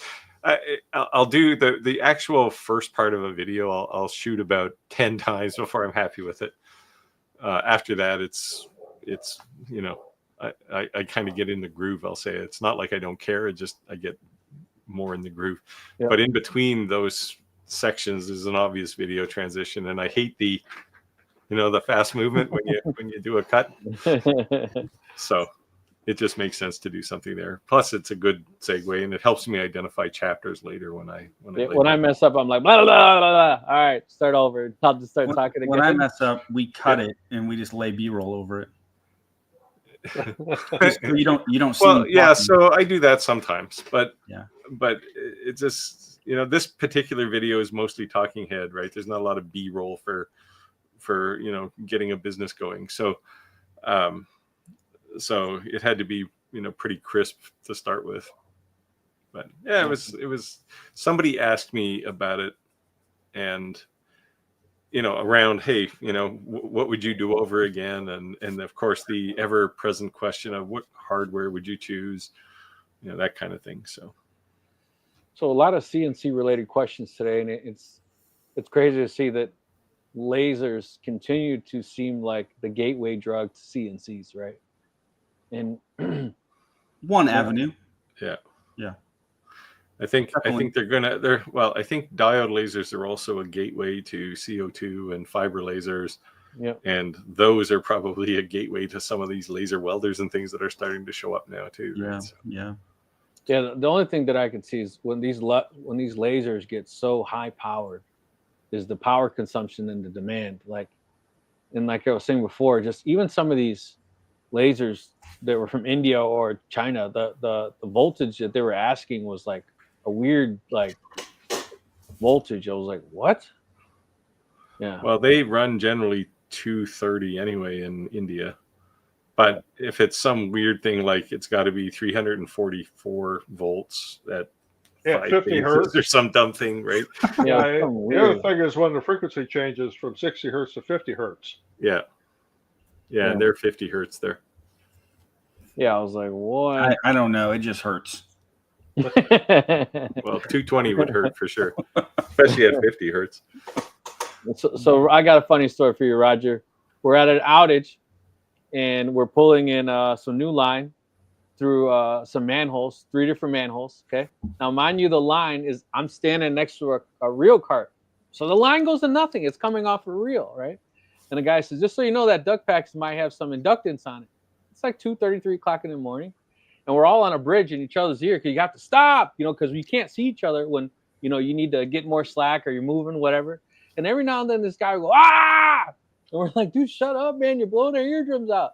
And then finally, I saw it. I saw like the blue light, like the whoop. Like I saw like the spark. And I was like, holy shit, you didn't get shocked. He's like, what? I'm like, I saw it. I told you I was getting shocked. I told you I was getting shocked. He must have yelled like 20 times that night. Yeah, it builds up. I felt bad. Another one, if you're in a real high voltage switch yard, and I used to tell apprentices, do not lean on anything. You can lean on it, you'll be fine, but as soon as you go to stand up, you'll draw an arc between your body and that steel, and it'll hurt. It won't electrocute you, but it's one hell of a static shock. Man, it hurts. It'll leave a welt.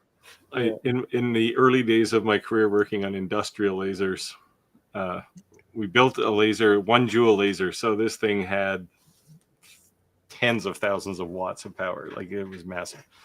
And we built it to the controller for it, where the operator actually sat, was a control room lined with copper to keep all the noise out. But if you were in a big lab, when you fired the laser, you could see like plasma running around the outside of the Faraday cage, and it was like, this is a little unnerving.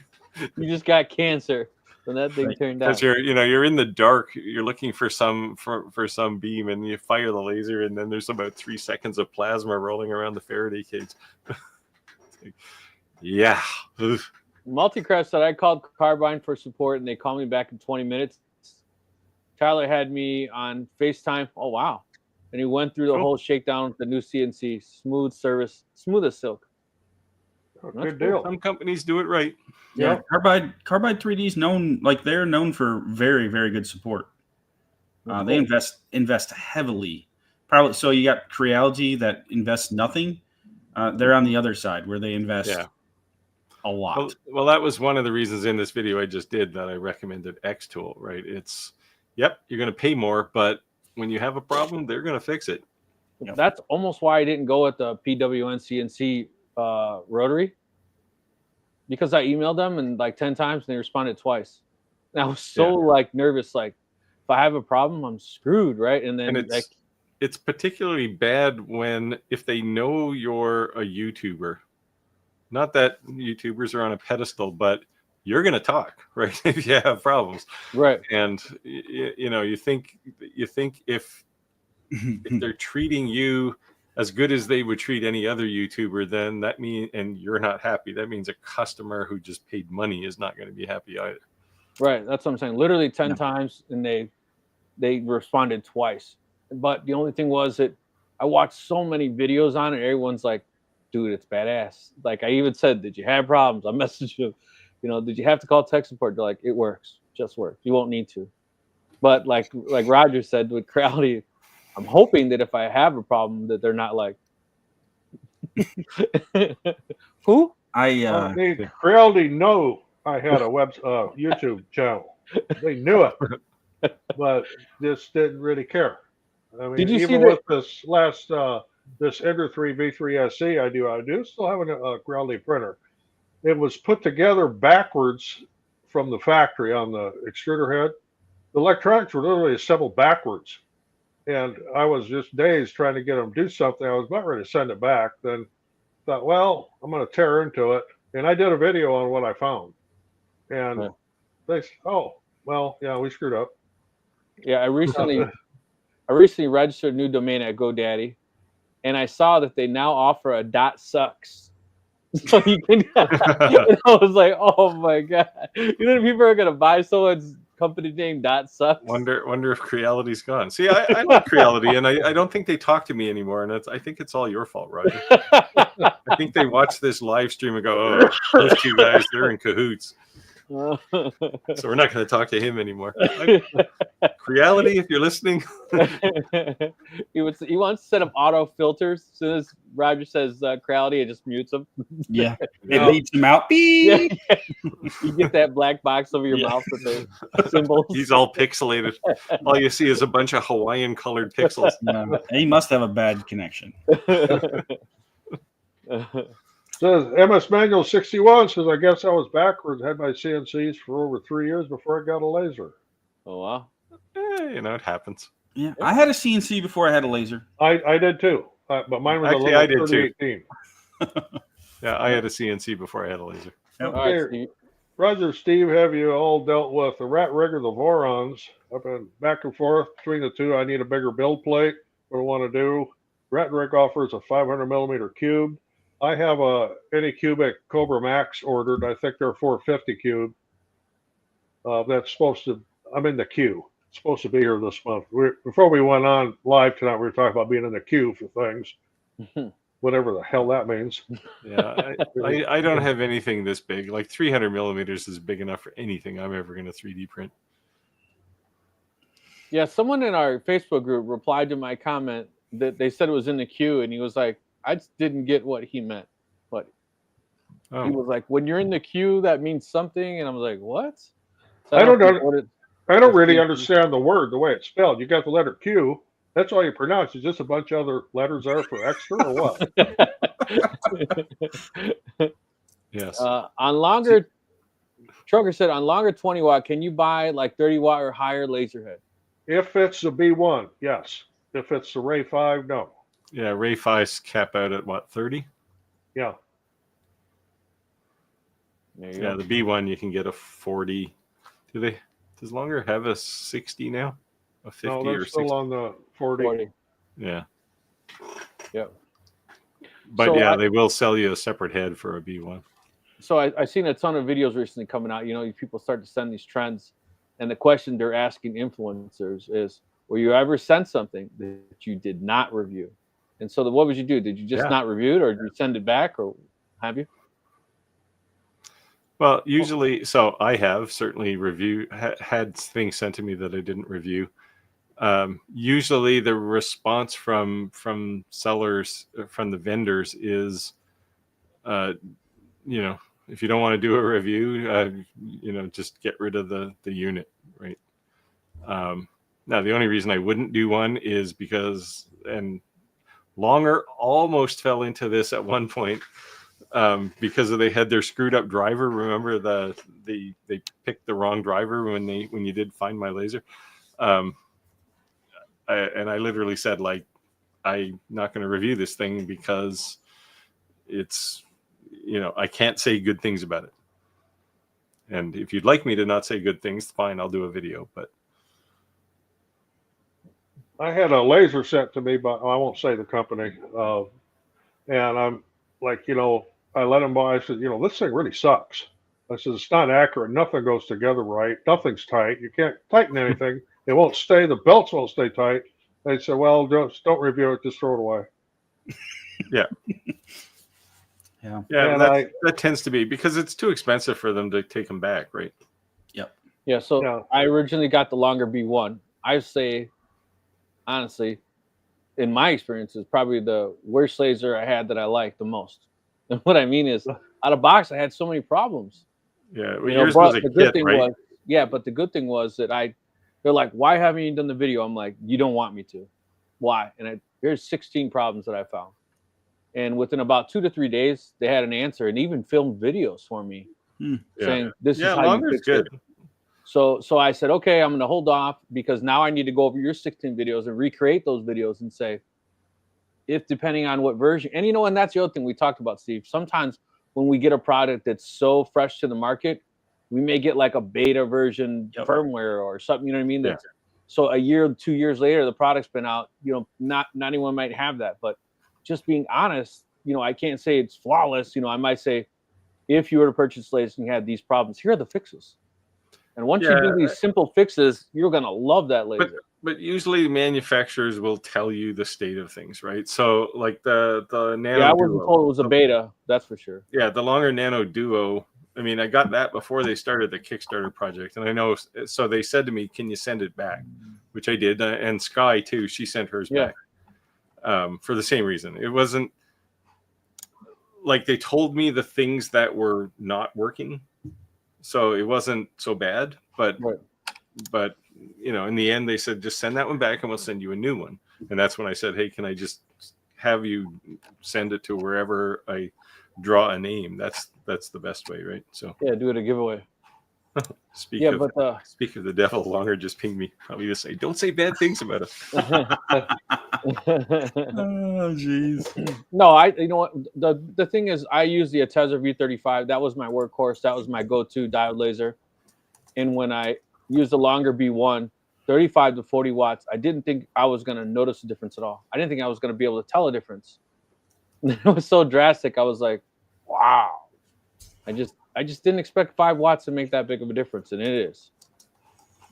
So, yeah. So hence the Atezza V35 was retired, and the Longer B1 took its place. So, but Longer's good from just a support perspective. But they want you to get lasers early, right? And same with X-Tool. When I did the S1. I had to sign all kinds of non-disclosures because they were sending me a non-production unit, and you know, it's like, fine, as long as you tell me what's not working, so I don't say to somebody, oh, you know, you push this button and things catch fire, you know. So just cut that piece out of the video.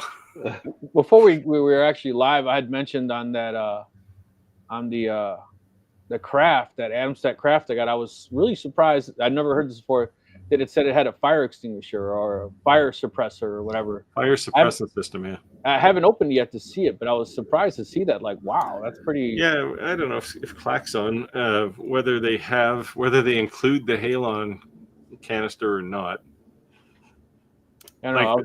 I was just surprised. Yeah, I mean, it's good that they're like I mentioned, X-Tool has fire suppression on most of their lasers now.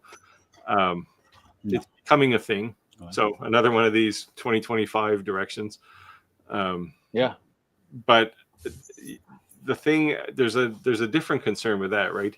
Halon is very dangerous as well, right? So. Well, I've got a story about halon. Back when I was working, we did a computer server room. Yes. Very, very, very high tech. I mean, multiple UPS backups, had a halon extinguishing system in it. So if there was a fire detected, an alarm would go off, and you had 60 seconds to hit the halon abort button. Well, they wanted to make sure nobody would hit that by accident, so they had us mount this halon abort 6 feet above the floor. Everybody that worked in that room was handicapped and in a wheelchair. Oh, what? Yeah, no kidding. And this was at a university. Mm. Wow. Halon, if people don't know what halon is, it replaces oxygen instantly. Yes. Which is non-breathable, obviously, because it puts the fire out. Right. So, yeah, I worked in a lot of computer rooms where there were halon suppression systems, and only had one go off in all the years I was in computer rooms. And when you see the gas coming down from the ceiling, you run like hell to get to the door. So what I'm before hearing you become unconscious. Since Steve constantly complained you have to have a CO2 laser that's class 1, that's actually become a thing. And since Roger constantly complained about Creality, maybe they're going to try to switch up their game. Here he goes. What does he say? Clark says the craft sprays water. Oh, it uses water. Okay, through air assist. Oh, that's cool. Air assist pumps a reservoir and separate water into the air. Well, that's a better idea. Because I know the X-Tool one uses halon, which is fantastic for putting out the fire. But it could also have you wake up on the floor if you wake up, depending on how much halon gets dispersed. Yeah, so I'll check it out. I'll do the unboxing this weekend and have something posted up. But it was a lot larger than I expected. And they sent me the fume extractor kit as well. Yeah. Well, you saw compared to Andy how big Clack was, and he looked pretty small standing beside that laser. So Andy could just sleep inside the thing. Andy, you don't hear that often, do you? What's that? I thought it was a lot bigger. I hear it all the time. I'm callous to it. But she's really talking about your paycheck, right? When I was a kid, this kid was picking on me, and my father told me to go fight him, and I didn't want to fight him. And my stepfather raised me Sicilian, so he was like barely 5 foot tall. And he says, "How many men do you think I've ever fought my size?" Never anyone my size. He says, "You can go fight him, or you can fight me." Right? I was in 7th grade, and the kid was in 10th grade. I beat the living crap out of that kid. My dad said, "Told you." I used to get the opposite thing. I'd hear, "Hey, what's the air like up there? Can you breathe up there? Or what altitude is that?" I mean, I used to get all them comment. Yeah. I'm 6'3", so I'm not short by any means. I think the only reason I can fight is because I hung out with Italian and Mexican guys all the time, right? I'm 5'11" and a half. Most Mexicans and Italian are 5 foot tall, so they hit the big guy first, right? Like, I didn't even say anything. I ain't hanging out with you. Every time you shoot your mouth, I get hit. see, yeah, I'm pushing 6'2", and if I was standing beside Andy, I would probably say something like, "You're not really short. You're just the last one to know when it's raining." Oh man, the jokes are on today. So how tall are you, Andy? How tall are you? I'm 5'8". Okay, so we're right on 7 height. I'm 5'11". So Steve and Roger are a little taller than us. Yeah, unfortunately, I was very tall even in high school, and some high school basketball coach decided I should play basketball. And I said, you don't understand. I cannot hit a net. Doesn't matter. Well, you're tall. Yeah, so what? Yeah. That happened to me in junior high. I got, conned into going on a basketball team, and they put me in the center. I started every game for the tip, but after that, I was on the bench. That's so messed up. Come halftime, I was right out there because I could jump and reach taller than anybody. 'Cause I was this height in junior high. I was also a klutz. I trip over my own feet real easy. This coach wouldn't leave me alone until I went for a tryout, and I finally went for a tryout, threw about 30 shots at a net and didn't hit it once. And he said, well, you're terrible. I said, I told you. Now let me go back to a computer lab or something. And oh, too funny. It's definitely great seeing a lot of familiar faces that we're definitely growing a loyal fan base. We didn't have Australia in the building tonight, I noticed, but Australia's been mostly in the house lately a lot too. So very cool. Well, they did have a hurricane or something there this week. So oh wow, I didn't know that. Probably a lot of people out of power. Yeah. At least that's what we can hope for, as opposed to they just didn't want to come and see us. we hope your power was knocked out. You weren't just ignoring us. But yeah, very cool though. Very cool. Definitely good. So selfish plugs. Definitely join our Facebook group if you have not already. Hey, hold it here. Tim is saying to Clack he hopes he feels better soon. Clack, what's the problem? He had back surgery. Oh, that's right. Yes. Yeah, I saw a video of him sitting on the porch with his wife. He said he was relaxing. She's probably enjoying the company for a change. Yeah, get better soon, man. Yeah. I know he just had, not too long ago, he had knee surgery, right? It's falling apart, man. That's what happens when you get close to retirement. Yeah. He's got to use all that resurgeries while you still got your insurance, right? Right. Get fixed up. Yeah. See, it's not such a big problem here.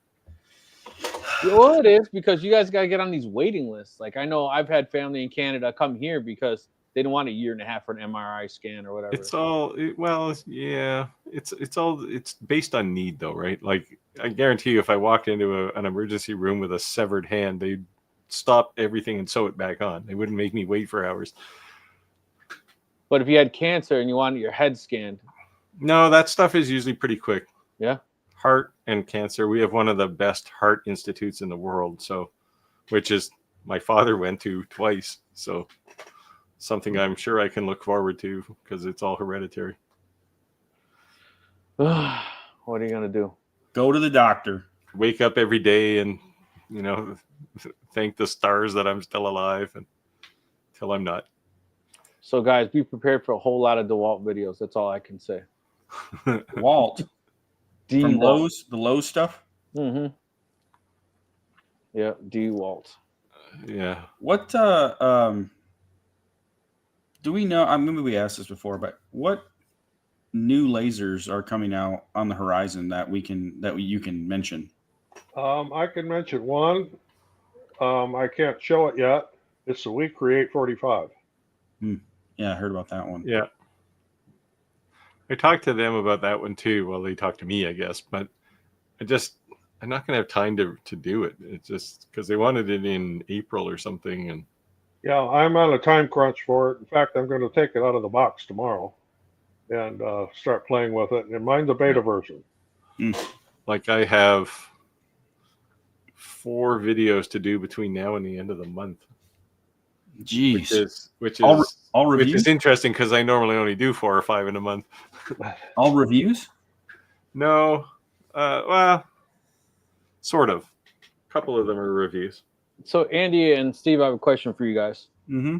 So I bought that big, tall, huge extractor, dust collector. What do you guys recommend? Any particular tubing that would go from that 4-inch to be able to split between the 2 CNCs? Is there like a manufacturer that sells like these kits? I was looking on Amazon and they kind of look like, So what, like 2-inch pipe, 2.5-inch pipe? Well, 4-inch, Epi 4-inch. Right. 4-inch? Yeah, you can get a 4-inch Y. Yeah. and run If you're them. real ambitious, you could print one, but you might as well just go for a drive and find one at Lowe's. I did mine. I made mine out of PVC. Yeah. And then put blast gates in between the Y and the, or you could put it at the machine too. It depends where you want it, but so you can close one off. So I put a blast gate on the front where it has the Y where it comes out, because I bought the accessory so I can hook it to my sander. Man, I do so much sanding, and it's the wall has that catcher. But if I have that, why am I not just sucking it straight into there? But literally, that the blast gate from the vacuum was sucking it closed, and I was like, "What?" I pull it open, and it would turn on, and so it starts sucking hard. Boop! It shut. So I thought there was just too much play in it. Yeah, So there probably is. So I just put a screw through it and tightened it on. Yeah, you can do a thumb screw, or if you just take a piece of Gorilla Tape and stick it on the blade. I've done that. It'll prevent it from closing. On the ones I 3D printed, I can adjust how tight the gate is by I use nylock nuts, where I put the 3 pieces of the gate together, and if I want it to slide a little tougher, I just tighten the bolts down a little harder. But of course, mine are 3D printed, custom made. So yeah, those work if you have multi-piece blast gates. Most that's what I did. Nowadays are just those single molded things, right? Yeah, that's what I got. But yeah, it was just inside that sleeve. It was just a little too sloppy. So I mean, it seemed nice, but it was closing every time. Stick a piece of tape on the blade, and it's still going to be thick enough or thin enough that you can slide it in to close it, but it'll have enough friction on it to prevent it from closing on its own. Okay. Nice one. Good too. Or just put a rock on it or something. Yeah, I just drilled a hole and put a screw with a nut on it. Have your son stand there and hold it open. Are you done yet? No, it says 4 hours left. You'll be all right. Use your iPad. Use your iPad. No, I bought the vacuum attachment, so my son was running around vacuuming the floors and vacuuming all kinds of stuff up. Nice. So it looks pretty good. But looks like we're at time, guys. We got one more question. We can get that in. A QE2. QE like Queen Elizabeth 2? Is that at QE2? Oh, he's talking about your Queen Elizabeth's coin. One you did. Oh no, it's just some AI generated thing that happened to look like the Queen. I don't know. I mean, I guess there's probably lots of Queen pictures in the language model for. So I picked something up, guys. Before we just mention that real quick. You guys know I polished all my coins by hand with a Dremel. So I got this. Let's see how this works out. Nice. You should get one of those tumblers, man. Yeah, you know what? Actually, I was thinking since made@china.com, whatever it is, made-china. What do they always say that the day you think you know everything is the day you should just get a new job, right? So I think my way is the best way, right? Because that's the only way I've tried. So I was thinking I'll use the Dremel, I'll use the polishing wheel, and then maybe I'll use Steve Tumbler and see what gets the best results and what the time. The nice thing about the tumbler is you can just throw a coin in there and you can go away for 25 minutes. And the only thing I liked about doing it by hand is I can really affect the look. Well, you can still do that after if you really want to, right? I get you. Like the tumbler takes off all the barnacles and makes the thing shiny. Right. And then if you want to do something. Do your handwork. Yeah.